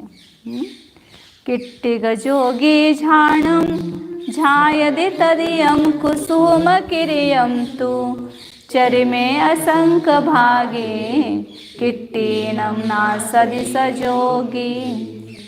कृष्टिगत योगी ध्यानम ध्यायदि, कौन सा, तीसरा सूक्ष्म क्रिया ध्यान को ध्याता है, और चरिमे असंक भागे किट्टिनम नासदि सजोगी। अंतिम समय में असंख्यात बहुभाग प्रमाण जो कृष्टियाँ रही है उसका पूरे का नाश करता है, तो 14 गुण स्थान में आयोगी हो जाएगा, क्योंकि सब आत्मा के प्रदेशों में शक्ति है ना, वो नष्ट ही हो जाएगी अंतिम समय में।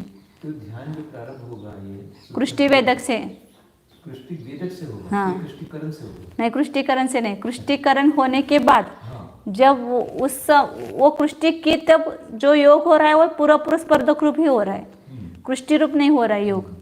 और जब यहाँ कृष्टि करेगा उसके करण होगा पूरा, उसके बाद ही कृष्टिगत योग हो रहा है। खत्म हो गई, हाँ, सारा कृष्टि हो गया, हाँ, उस समय एक ध्यान चालू। जैसे आप होता है ना कृष्टिकरण 9वें गुण स्थान में करता है और उसका उदय 10वें में आता है, इसी प्रकार कृष्टिकरण में सूक्ष्म योग नहीं है, वहाँ पर सूक्ष्म क्रिया प्रतिपाती ध्यान नहीं है।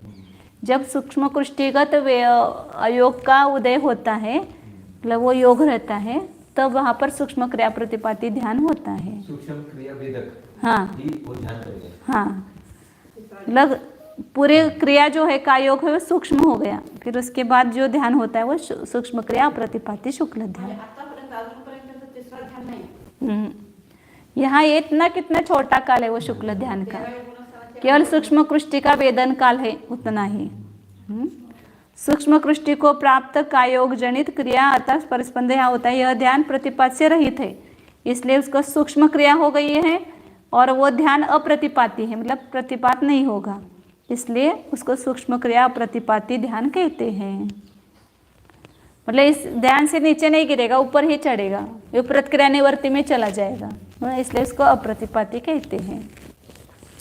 फिर आशंका होती है कि संपूर्ण पदार्थों को विषय करने वाले ध्रुव उपयोग से परिणत केवली चिन्ह में एकाग्र चिंता का निरोध होना असंभव है। ध्यान कैसे कहा आपने, ध्यान तो चिंता निरोध को कहते हैं, और वो तो सभी पदार्थों को जानते हैं, तो उनको क्या चिंता का निरोध करना।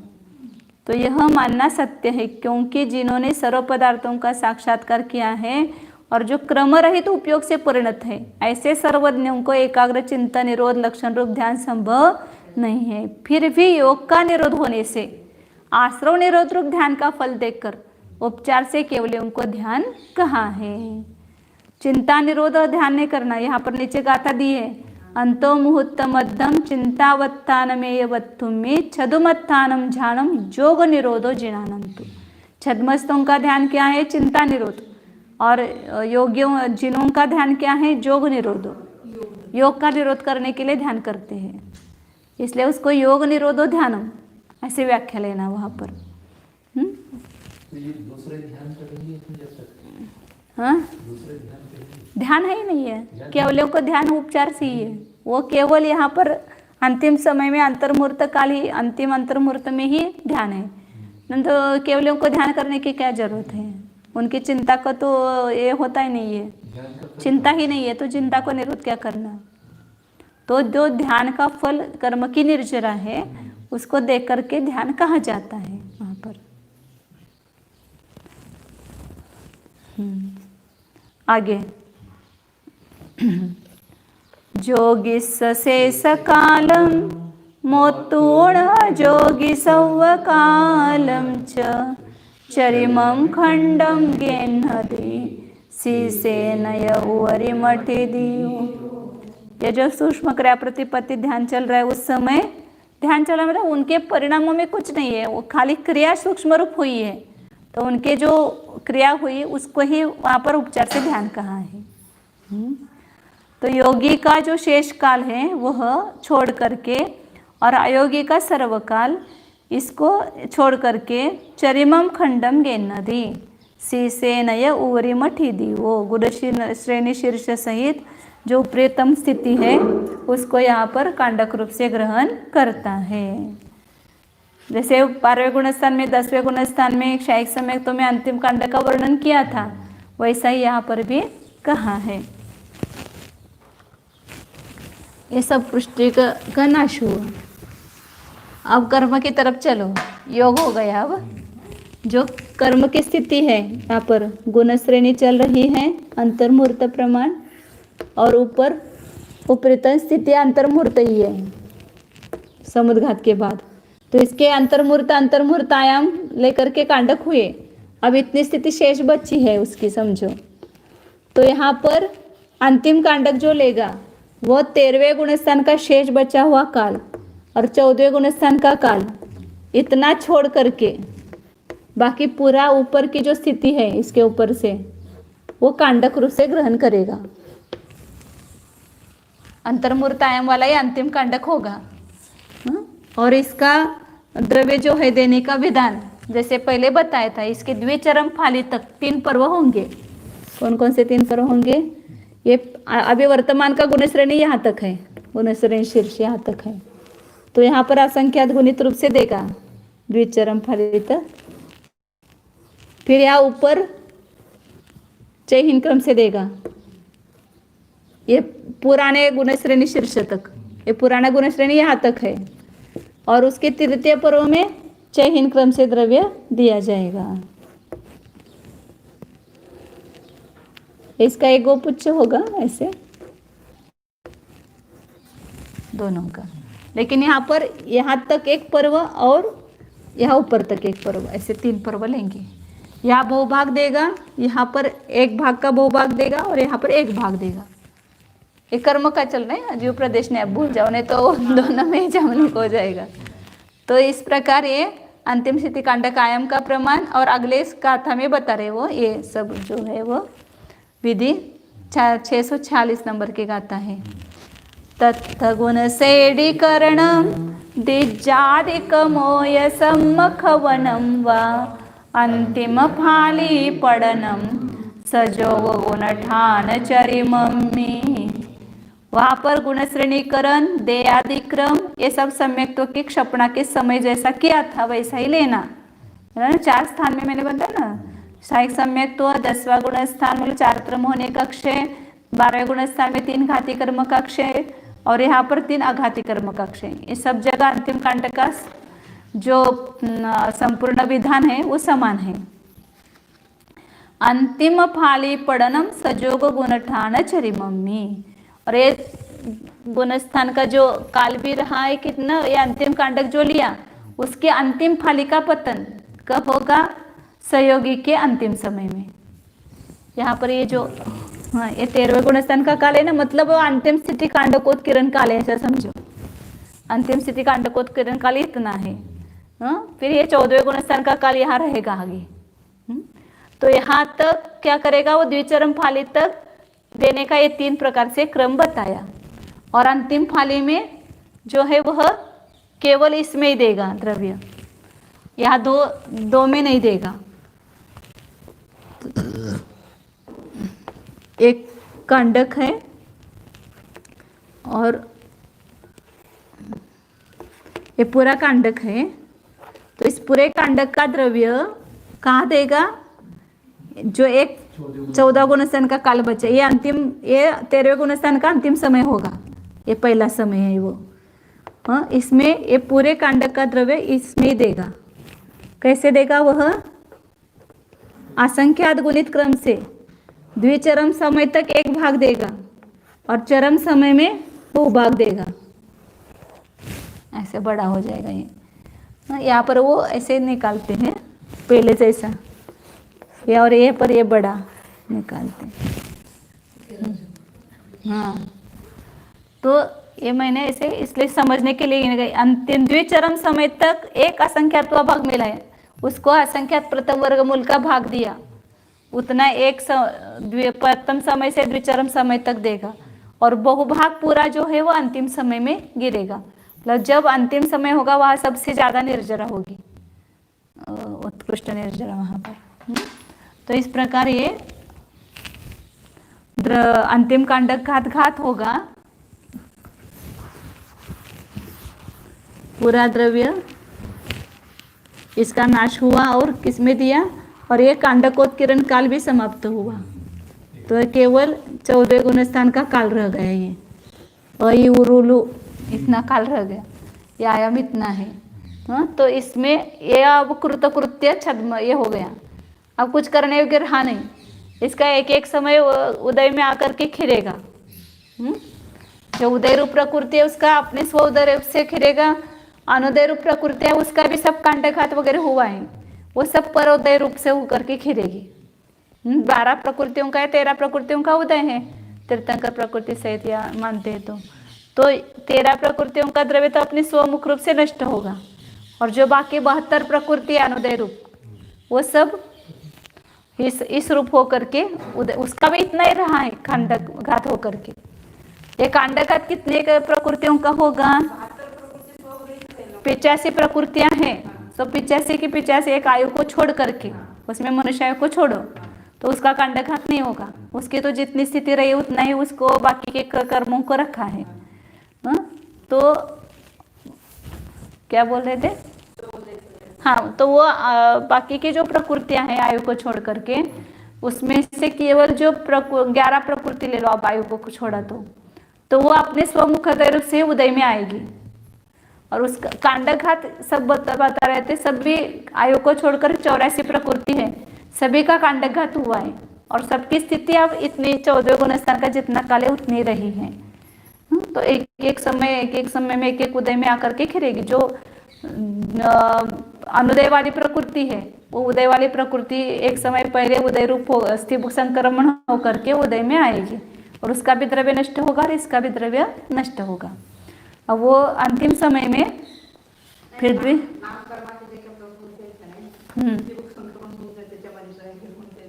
नाम कर्म, गोत्र कर्म और कौन सा है, वेदनीय। इसलिए तो कहा ना कि एक साता का उदय तो साता रूप होकर के उदय में आएगी, साता रूप होकर के उदय में आएगी। किसी जीव को असाता का उदय तो असाता रूप होकर के उदय में आएगी। लेकिन कांडघात असाता सभी का हुआ है। तो आयोग केवलियों के अब यहाँ आयोग केवली गुणस्थान को प्राप्त हुआ तो कौन सा ध्यान होता है वो बता रहे। से काले जोगी जिनो ताहे आउग समाहिकम माणि तुर्यम तु समुच्छिन्नम किरियम झायदि अजोगी जिनो। से काले, उसके अनंतर काल में, मतलब सयोग गुण केवली गुणस्थान के अंतिम समय में अंतिम फाली का पतन हुआ, फिर उसके बाद अनंतर समय में वह जीव अयोगी जिन हुआ, मतलब 14वें गुणस्थान को प्राप्त हुआ। वहाँ पर आवग समाही कर्मानी, आयु कर्म की स्थिति और बाकी सब कर्मों की स्थिति समान हो गई। सब 85 प्रकृतियों की सबकी स्थिति एक 14वें गुणस्थान का जितना काल है उतनी ही रही है।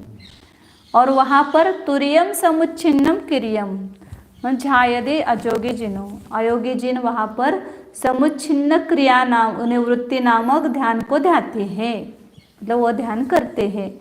तो समुच्छिन्न क्रिया, जिस जहाँ पर क्रिया पूरी नष्ट हो गई, क्रिया का उच्छेद हो गया, मन वचन काय की क्रिया जो थी वो पूरी नष्ट हो गई।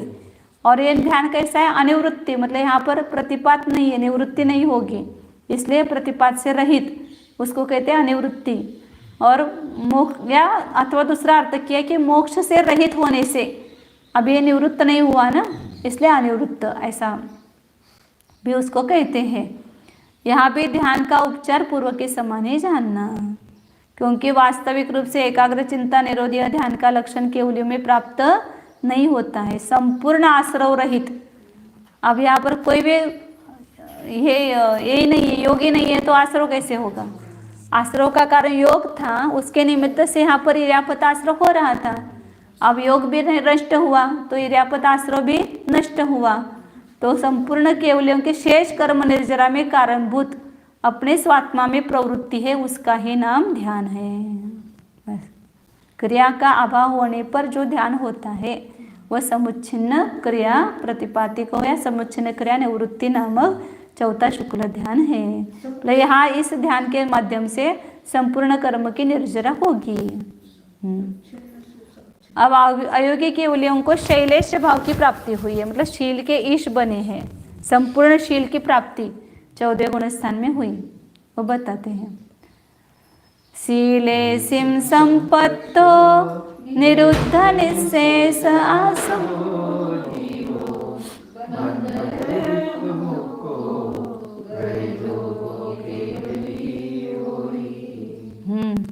आयोग केवली जीवो गय जोगो केवली जीवो, गत योग मतलब जिसमें से योग निकल गया है, ऐसा केवली जीव शीलेसिन संपत्तो, शैलेश भाव को प्राप्त करके निरुद्ध निःशेष आसवो, जिसने संपूर्ण आश्रव को रोक दिया है, ऐसा वह जीव बंद रहे विपमुक्को, बंद रूपी धूलि से मुक्त हो गया है। संपूर्ण आश्रव और बंध का अभाव हुआ है, अब केवल कर्म सत्ता में है, केवल एक सत्वकरण और उदय चल रहा है, वो दोनों उदय होकर के वो सत्व भी नष्ट होगा अगले समय में।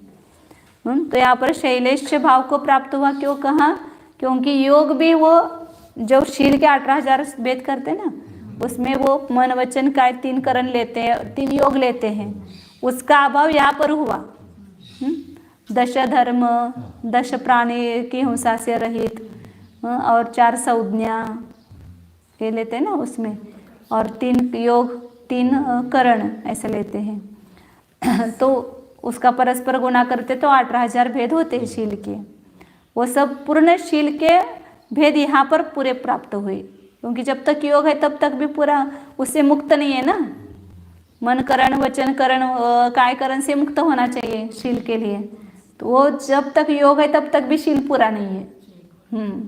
ऐसे मुनिराजों को 18,000 शील बताया जाता है, लेकिन वो अतिचार सहित है, वह पूरा निरतिचार नहीं है, पूरा यहाँ पर 14वें गुणस्थान में प्राप्त हुआ, तो शैलेश भाव को प्राप्त हुआ।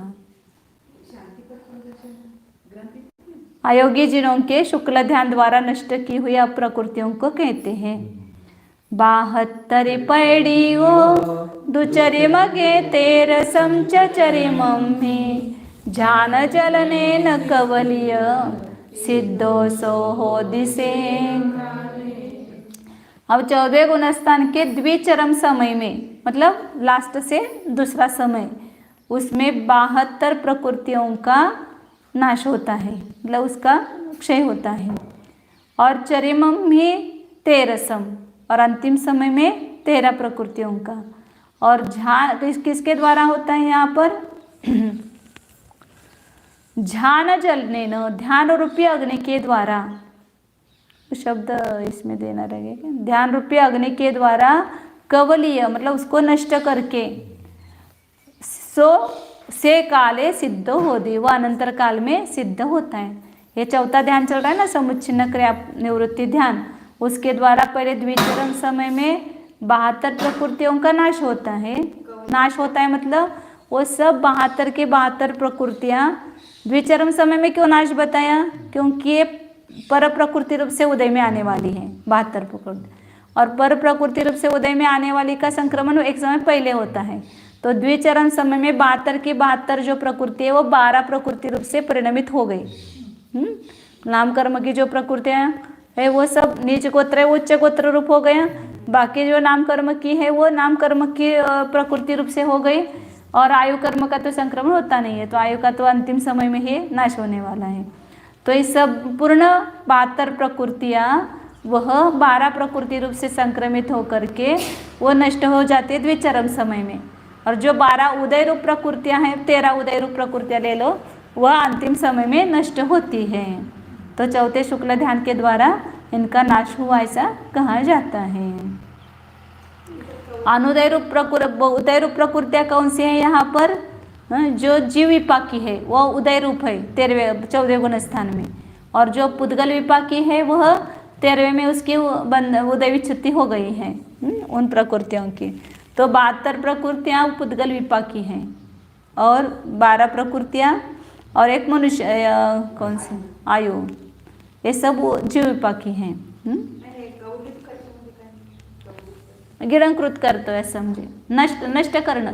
हां, कवलित करणं म्हणजे गिळंकृत करणं त्याला आपण म्हणतो शब्दशः। तो जो पुद्गल विपाकी प्रकृति है वो सब अनुदय रूप है, या पुद्गल विपाकी भी, और जिनका उदय अब इस मनुष्य भूमि नहीं आता है, देवगति देवगत्यान पूर्वी वगैरह जो है उनका। तो कौन कौन सी 72 प्रकृतियाँ? वेदनीय कौन सी कोई भी एक होगी, किसी जीव को 2 में से एक वेदनीय का उदय होगा और एक वेदनीय का अनुदय होगा। वो कौन सी ऐसा निश्चित नहीं, किसी को असाता का उदय, किसी को साता का उदय है।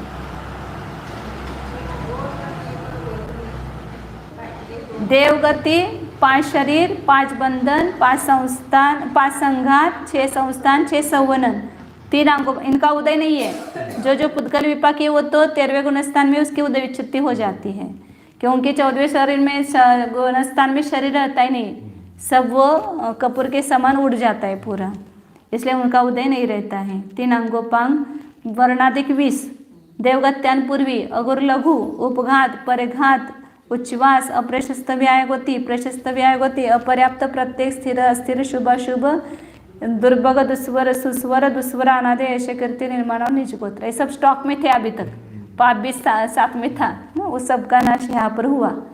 और 12 प्रकृति केवल उदय रूप है, एक वेदनीय है, मनुष्यायु है, और नाम कर्म में से एक मनुष्य गति, पंचेंद्रिय जाति, मनुष्य गत्यान पूर्वी का उदय नहीं है वास्तव में देखा जाए तो, अनुदय रूप है वह भी, लेकिन वो गमन करेगा ना अभी जीव, सिद्ध गति को प्राप्त होगा तो अंतिम समय तक उसका अस्तित्व है, सत्व है वास्तव में देखा जाए तो। ये उदय रूप ऐसा लिखा है यहाँ पर, लेकिन वो मनुष्य गत्यान पूर्वी उदय में नहीं आती है, यहाँ नीचे लिखा है वह त्रस बादर पर्याप्त, ये सब जीव विपाकी प्रकृतियाँ हैं। सुभग आदि यश कीर्ति तीर्थंकर और उच्च गोत्र। हाँ, मनुष्य गत्यान पूर्वी का यहाँ पर उदय नहीं है, फिर भी उसका नाश अंतिम समय में बताए, क्योंकि 14वें गुणस्थान के अनंतर उस समय में उनका ऊर्ध्वगमन होता है। इस प्रकार इन प्रकृतियों का क्षय करके अनंतर समय में सिद्ध होते हैं। अब वहाँ का सिद्ध का वर्णन करते हैं। 4 गाताएं रही हैं, 4-5, और 10 मिनट में ख़त्म हो जाएगी, उसको पूरा करते हैं। तिवन सिंहरेण मही वित्थारे 8 जोयनुदय थिरे धवल छत्ताया रे मनोहरे ईसी पभारे। तिहुवन सिंहरेण, 3 लोक के शिखर में, 3 लोक का संपूर्ण ऊपर का भाग है ना, अग्रभाग, उसको तीन लोक का शिखर कहा। तीन लोक की अपन रचना देखते तो वहाँ मोक्ष ऊपर है, जहाँ माता है वहाँ पर। मही, वहाँ पर जो पृथ्वी है वो कैसी है? वित्थारे 8 जोयन उदय थिरे, विस्तार में कितनी है? 8 योजन ऊंची, स्थिर और धवल छत्तायारे, धवल मतलब श्वेत वर्ण वाली, और छत्राकार, छत्राकार है, ऐसे गोल है पृथ्वी, वह छत्र के आकार के, जैसे कटोरी होते हैं ना ऐसे, उसके ऐसे आकार वाली है, ऐसे उल्टा छत्र नहीं, ऐसा छत्र चंद्रमा के समान। मनोहर है, और कैसे हो पृथ्वी? अत्यंत मनोहर है। 45 लाख योजन विस्तार है ना उसका, उस पृथ्वी का, और मतलब 45 लाख योजन की वो पूरी प्रागभार पृथ्वी है, और उसके बीच में जो है 8 योजन ऊंची स्थिर ऐसे वो सिद्धशिला है।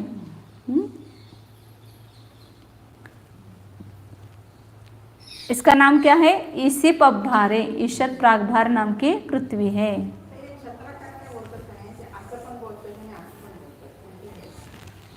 हाँ, सिद्ध भूमि तो मनुष्य लोक के समान 45 लाख योजन विस्तृत गोल आकार वाली, 8 योजन ऊंची, स्थिर, श्वेत, छत्राकार, बीच में मोटी और अंत में पतली, इसलिए उसको छत्राकार कहते हैं। बीच में मोटी और अंत में पतली पतली होती गई है, उल्टा नहीं। आप जैसे महाराज है वो है, उनका बैठने का आसन कैसा होता है? ऐसा उल्टे में बैठते कि ऐसे सीधे में बैठते हैं? हाँ, सीधी कटोरी लेना है वहाँ पर, उल्टी नहीं। मतलब छत्र जो है उसको ऐसा रखो, छत्र को ऐसा ऊपर का छत्र नहीं लेना, नीचे। छत्र आकार खाली बताया है, ऐसे उल्टे ऐसे नहीं बताया। मतलब ऐसा ही छत होगी वो पृथ्वी, ऐसे गोल कटोरा जैसा। नहीं, मैं वो दो सोच रही थी। वो पृथ्वी जो है ना पूरी, वो 1 राजू लंबी है, लेकिन वो सिद्धशिला जो है वो 45 लाख योजन की है, वो मुझे मतलब बताना था। हाँ, जैसे वो नीचे की पृथ्वी है ना 7-7 राजू लंबी, उत्तर दक्षिण है, और पूर्व पश्चिम जो है वो कम ज़्यादा है, उसी प्रकार यहाँ पर जो पृथ्वी है 8वीं पृथ्वी, वो पूरी 1 राजू लंबी है, लेकिन वहाँ पर सिद्धशिला जो है, ईशत प्रागभार जो पृथ्वी है या सिद्धशिला है, वो बीच में 45 लाख योजन विस्तृत है वो, और 8 योजन ऊंची, और श्वेत छत्राकार, स्थिर और मनोहर ऐसी है। अब इसके ऊपर गमन क्यों नहीं होता है? तो धर्म द्रव्य का अभाव होने से वहाँ पर ऊपर गमन नहीं होता है। और आकार कैसा रहता है सिद्ध जीव का? चरम शरीर से कुछ कम। अब आगे प्रथम और द्वितीय शुक्ल ध्यान के स्वामी कौन है? ये तीसरा और चौथा खाली शुक्ल ध्यान यहाँ पर बताया था। सूक्ष्म क्रिया प्रतिपाती और विपरीत क्रिया निवर्तन या समुच्छिन्न क्रिया निवृत्ति ध्यान, लेकिन पहले 2 शुक्ल ध्यान का वर्णन नहीं आया, तो उसका वर्णन करने के लिए आगे की गाथा कहते हैं। चरम शरीर मतलब यहाँ पर जो मनुष्य थे और वो मोक्ष गए, तो उनके आकार का चरम शरीर बोलेंगे। पूर्ण सति जोगी संतोखिनो विद्यम सुखम खीनो इग जोगो झाय दे जानी। स्पष्ट लिखा है कौन किसको कौन सा ध्यान होता है। पूर्ण स जो पूर्व का ज्ञाता है, पूर्वज्ञ है, मतलब पूर्व को जानने वाले हैं। ती जोगी 3 योग से युक्त है, ऐसा संतोखिनो 11वें गुणस्थानवरती उपशांत मोह और 12वें गुणस्थानवरती क्षीण मोह, ये दोनों को पडम सुक्कम तु प्रथम शुक्ल ध्यान होता है। और विधियम सुक्कम किसको होता है? द्वितीय शुक्ल ध्यान। खीनो केवल 12वें गुणस्थानवर्ती को जब संपूर्ण योग में संक्रांति का अभाव हो जाता है, योग संक्रांति, अर्थ संक्रांति और व्यंजन संक्रांति का अभाव होता है और एक योग में ही स्थिर रहता है, उस समय झायदे जानी ध्यानी इस ध्यान को ध्याता है। एकत्व वितर्क अविचार, और वहाँ पर 11वें गुणस्थान में और 12वें के बहुभाग काल तक पृथक्त्व वितर्क विचार शुक्ल ध्यान होता है, और संख्यात्व एक भाग काल में एकत्व वितर्क विचार ध्यान होता है। मतलब यहाँ पर 8वें से विवक्षा नहीं ली, कहीं पर 8वें गुणस्थान से शुक्ल ध्यान कहते हैं और कहीं पर 11वें गुणस्थान से शुक्ल ध्यान बताया है। दो आचार्यों का मत है, विवक्षा भेद है वहाँ पर ऐसे। अब यहाँ पर सिद्धों में रत्नत्रय की शुद्धि और समाधि की, सिद्धों को रत्नत्रय की शुद्धि और समाधि की याचना करते हैं। सिद्ध भगवान हो गए ना ये, तब सिद्धों से क्या याचना करना है, मतलब ये सब पढ़ करके सुन करके हमें क्या प्राप्त करना है वो बताते हैं। सोमेति हुवण महिदो सिद्धो बुद्धो निरंजनो दुवर्णान दंसन चरित शुद्धिं समाहिं च। सो तिहुवन महिदो सिद्धो बुद्धो निरंजनो निच्चो में वरनान दंसन चरित शुद्धिं समाहिं च दिसदो। वो वह मतलब कौन, तीनों लोकों में पूजित ऐसा जो बुद्ध मतलब ज्ञानी है, और निरंजन मतलब आठों कर्मों से रहित हुए हैं इसलिए निरंजन है, नित्यो मतलब नित्य है, ऐसा वह सिद्ध भगवान में मुझे उत्कृष्ट ज्ञान दर्शन और चारित्र की शुद्धि और समाधि को देवे। मतलब संपूर्ण अपना सार ग्रंथ पढ़ करके हमें इच्छा क्या करनी है कि हमें उत्कृष्ट रत्नत्रय की प्राप्ति। ये लब्धिसार पढ़ा भी हमने उसी लिए है कि हमें उस सम्य दर्शन और सम्य चारित्र लब्धि को प्राप्त करना है, कि उसके बिना सिद्धत्व की प्राप्ति नहीं होगी, उसके बिना अनंत सुख की प्राप्ति नहीं होगी। तो किस प्रकार मतलब उसकी महिमा एक अंदर में आनी चाहिए कि ये रत्नत्रय जो बताया है उसका एक फल दिखाया है। यहाँ पर जो जो दिखाया गया है, अपुरस्पर्धा करता है, कृष्टीकरण करता है, यक्षायिक सम्यक्तों की भी विधि बताई, उसे अंतरंग परिणामों की विशुद्धि के निमित्त से किस प्रकार कर्म में शक्ति क्षीण होती है या स्थिति घटती है, ये सब यहाँ पर दिखाया है उसका फल। तो वो पढ़ करके हमें वो परिणामों को प्राप्त करना है कि जिन परिणामों के निमित्त से ये कार्य हुआ है। तो इस प्रकार उत्कृष्ट ज्ञान दर्शन चारित्र की शुद्धि को और समाधि को देवे, इस प्रकार की भावना नेमिचंद्राचार्य ने की है। तो हम भी वही भावना करते हैं। यहाँ पर सिद्ध के जितने जितने विशेषण दिए हैं उन विशेषणों से अन्य मतों का खंडन होता है, क्योंकि अन्य मतवादी जो है वह निर्वाण को अन्य अन्य प्रकार से मानते हैं। बुद्ध जो है वो पूरे आत्मा का ही अभाव होना निर्वाण मानता है, लेकिन उनकी मान्यता का वर्ण निराकरण इससे होता है ना कि सिद्ध जो है वो कैसे है, शुद्ध है, निरंजन है, तीन लोक में पूजित है, तो उसके आत्मा का ही अभाव हुआ। तो यदि आत्मा का ही अभाव होता है तो ऐसा मोक्ष कोई चाहेगा क्या? आप रहेंगे नहीं मोक्ष में, जाना चाहेंगे क्या मोक्ष में? नहीं जाएंगे।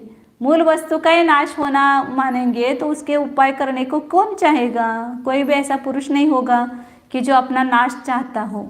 सब प्रयत्न यही करते कि अपना नाश न हो।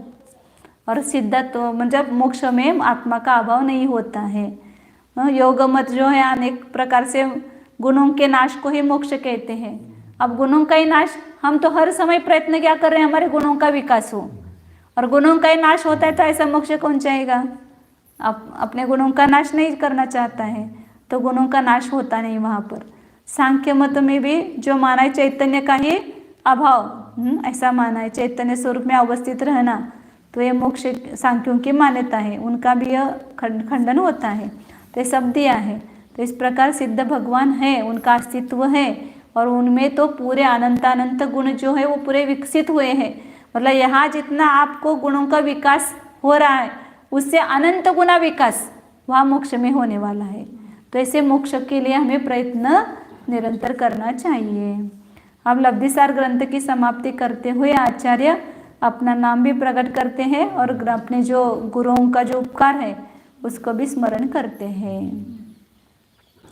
विरिंद नंदी वच्छे नप्पसुदेन भयनंदी शिष्येण दंसन चरित लद्धि सुसिया नेमिचंदेन दंसनाचरित्रलब्धि सुसूया। नेमिचंद्र आचार्य ने दर्शन और चारित्र लब्धि को अच्छी तरह सूचित किया है, वह सम्यक रीति से कहा है। वो नेमिचंद्र कौन है? तो उसके दोनों विशेषण दिए हैं। वीरेंद्र नंदी वत्सेन, जो वीर नंदी और इंद्र नंदी के वत्स मतलब प्रिय शिष्य होते हैं ना, उसको वत्स बोलते हैं। तो वो प्रिय शिष्य थे किसके? वीर नंदी और इंद्र नंदी। वीर नंदी और इंद्र नंदी नेमिचंद्राचार्य के ज्ञान गुरु रहे हैं, उनसे उनको ज्ञान प्राप्त हुआ है, इसलिए हर जगह और वो प्रिय होंगे, क्योंकि गुरुओं को अपने जो शिष्य होनार जो छात्र होता है उसके प्रति वात्सल्य अपने आप ही अधिक होता है, तो उनके ऊपर बहुत उनका वात्सल्य होगा। इसलिए सब जगह उन्होंने अपने नाम के पीछे ये लगाया कि वीरेंद्र नंदी का वत्स, ऐसा नेमिचंद्र। और अभय नंदी शिष्य न, अभय नंदी उनके दीक्षा गुरु रहे हैं नेमिचंद्राचार्य के, इसलिए अपने गुरु का नाम भी वो कभी भूलते नहीं हैं। अभय नंदी के शिष्य और कैसा हूँ मैं? अल्पश्रुत ज्ञानी, बहुत ज्ञानी नहीं हूँ, मंद बुद्धि वाला हूँ। इतने बड़े आचार्य होकर भी अपने को मंद बुद्धि कह रहे हैं, और हम थोड़ा सा पढ़ते तो हम बहुत होशियार हो गए, ऐसा अहंकार करते हैं। इतने बड़े बड़े ग्रंथों का निर्माण करने वाले भी अपने को अल्पश्रुत ज्ञानी कहते हैं। यही ज्ञानी की पहचान है, ज्ञानी को ज्ञान का गर्व नहीं होता है। तो इस प्रकार दर्शन और चारित्र लब्धि की नेमिचंद्राचार्य ने यहाँ पर, मतलब ये लब्धिसार ग्रंथ यहाँ पूरा हुआ है, इसलिए हमने अलग से स्वप्नासार ग्रंथ नहीं लिखा। लब्धिसार का दूसरा भाग लिखा है, पहला और दूसरा भाग, मतलब पूरा लब्धिसार ही ग्रंथ है, उसमें 6 अधिकार है और ये 6ठा अधिकार है, चारित्र मोक्ष अपना अधिकार। अब आचार्य गुरु को नमस्कार रूप अंतिम मंगल करते हैं। जसय पाय पसाए ननंत संसार जलहि मोत्तीर्णो वीरिंद्रनंदि वच्छो नमामि तम अभयनंदि गुरुम। मैं उन अभयनंदी गुरु को नमस्कार करता हूँ। कौन है अभयनंदी गुरु? जस पाय पसाए न, जिनके चरण कृपा से, उनके चरण प्रसाद से अनंत संसार रूपी समुद्र को मैंने पार किया है। आचार्य उनको भी अभी अपना समुद्र हम तर गए ऐसा दिख रहा है। अनंत संसार जलय मुत्तीर्णो, जिसको सम्यक दर्शन की प्राप्ति हो गई वो संसार चुलुक प्रमाणम, संसार कितना दिखता है? 1 अंजुलि भर, अब खत्म होने वाला है 1-2 भाव में। तो अनंत संसार रूपी समुद्र का जब मैंने उत्तीर्ण किया उनके चरण प्रसाद से, और मैं कौन हूँ? इंद्रनंदी और वीरनंदी का वत्स, ऐसा यह नेमिचंद्र आचार्य मैं उन अभयनंदी गुरु को नमस्कार करता हूँ। इस प्रकार गुरु को नमस्कार करके उन्होंने इस शास्त्र की समाप्ति की है। इस प्रकार यह चारित्र मोक्ष अपनाधिकार समाप्त हुआ और लब्धिसार ग्रंथ भी समाप्त हुआ। तो इस शास्त्र के अभ्यास से दर्शन लब्धि और चारित्र लब्धि का स्वरूप जानकर आत्मस्वरूप का श्रद्धान और आचरण हो, और जिससे सम्यक दर्शन सम्यक चारित्र से संपन्न होकर केवल ज्ञान प्राप्त करके सर्व कर्मों का नाश हो और उत्कृष्ट ज्ञानानंदमय कृतकृत्य रूप अवस्था रूप सिद्ध पद प्राप्त हो। इस प्रकार की मंगल भावना से इस शास्त्र की समाप्ति करते हैं।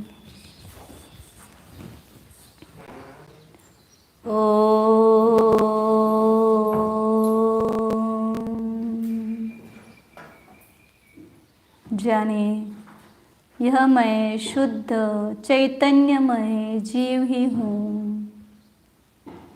यह मैं अनादि अनंत एक अखंड वस्तु हूँ।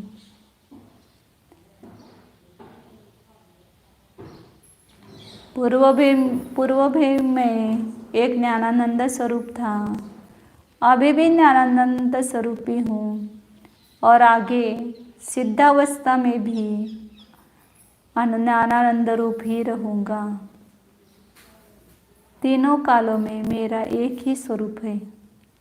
इस मुझ ध्रुव चैतन्य सत्ता में कर्म नहीं है, नो कर्म नहीं है, भाव कर्म भी नहीं है।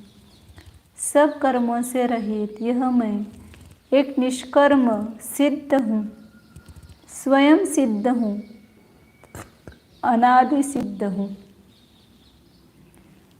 निरंजन हूँ, 8 कर्म से रहित, भाव कर्म रूपी अंजन से रहित, मैं निरंजन स्वरूपी हूँ।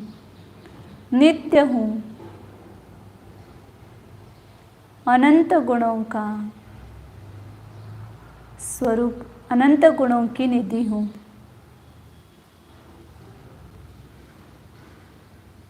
अपने को देखिए, अपने को जानने से, अपने में अपना अनुभव करने से ही ये दर्शन और चारित्र लब्धि की प्राप्ति होती है।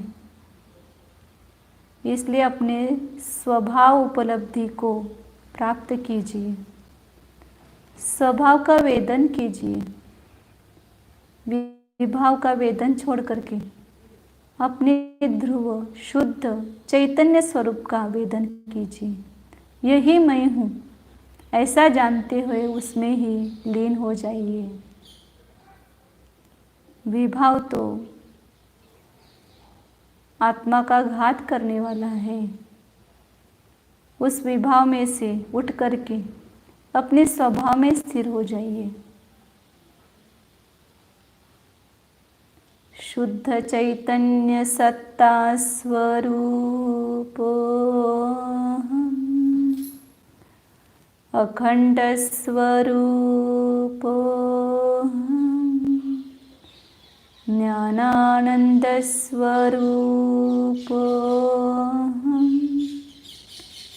एकत्व विभक्त स्वरूप चैतन्य रत्नाकर स्वरूप एकोहम ध्रुवोहम शुद्धोहम ओम।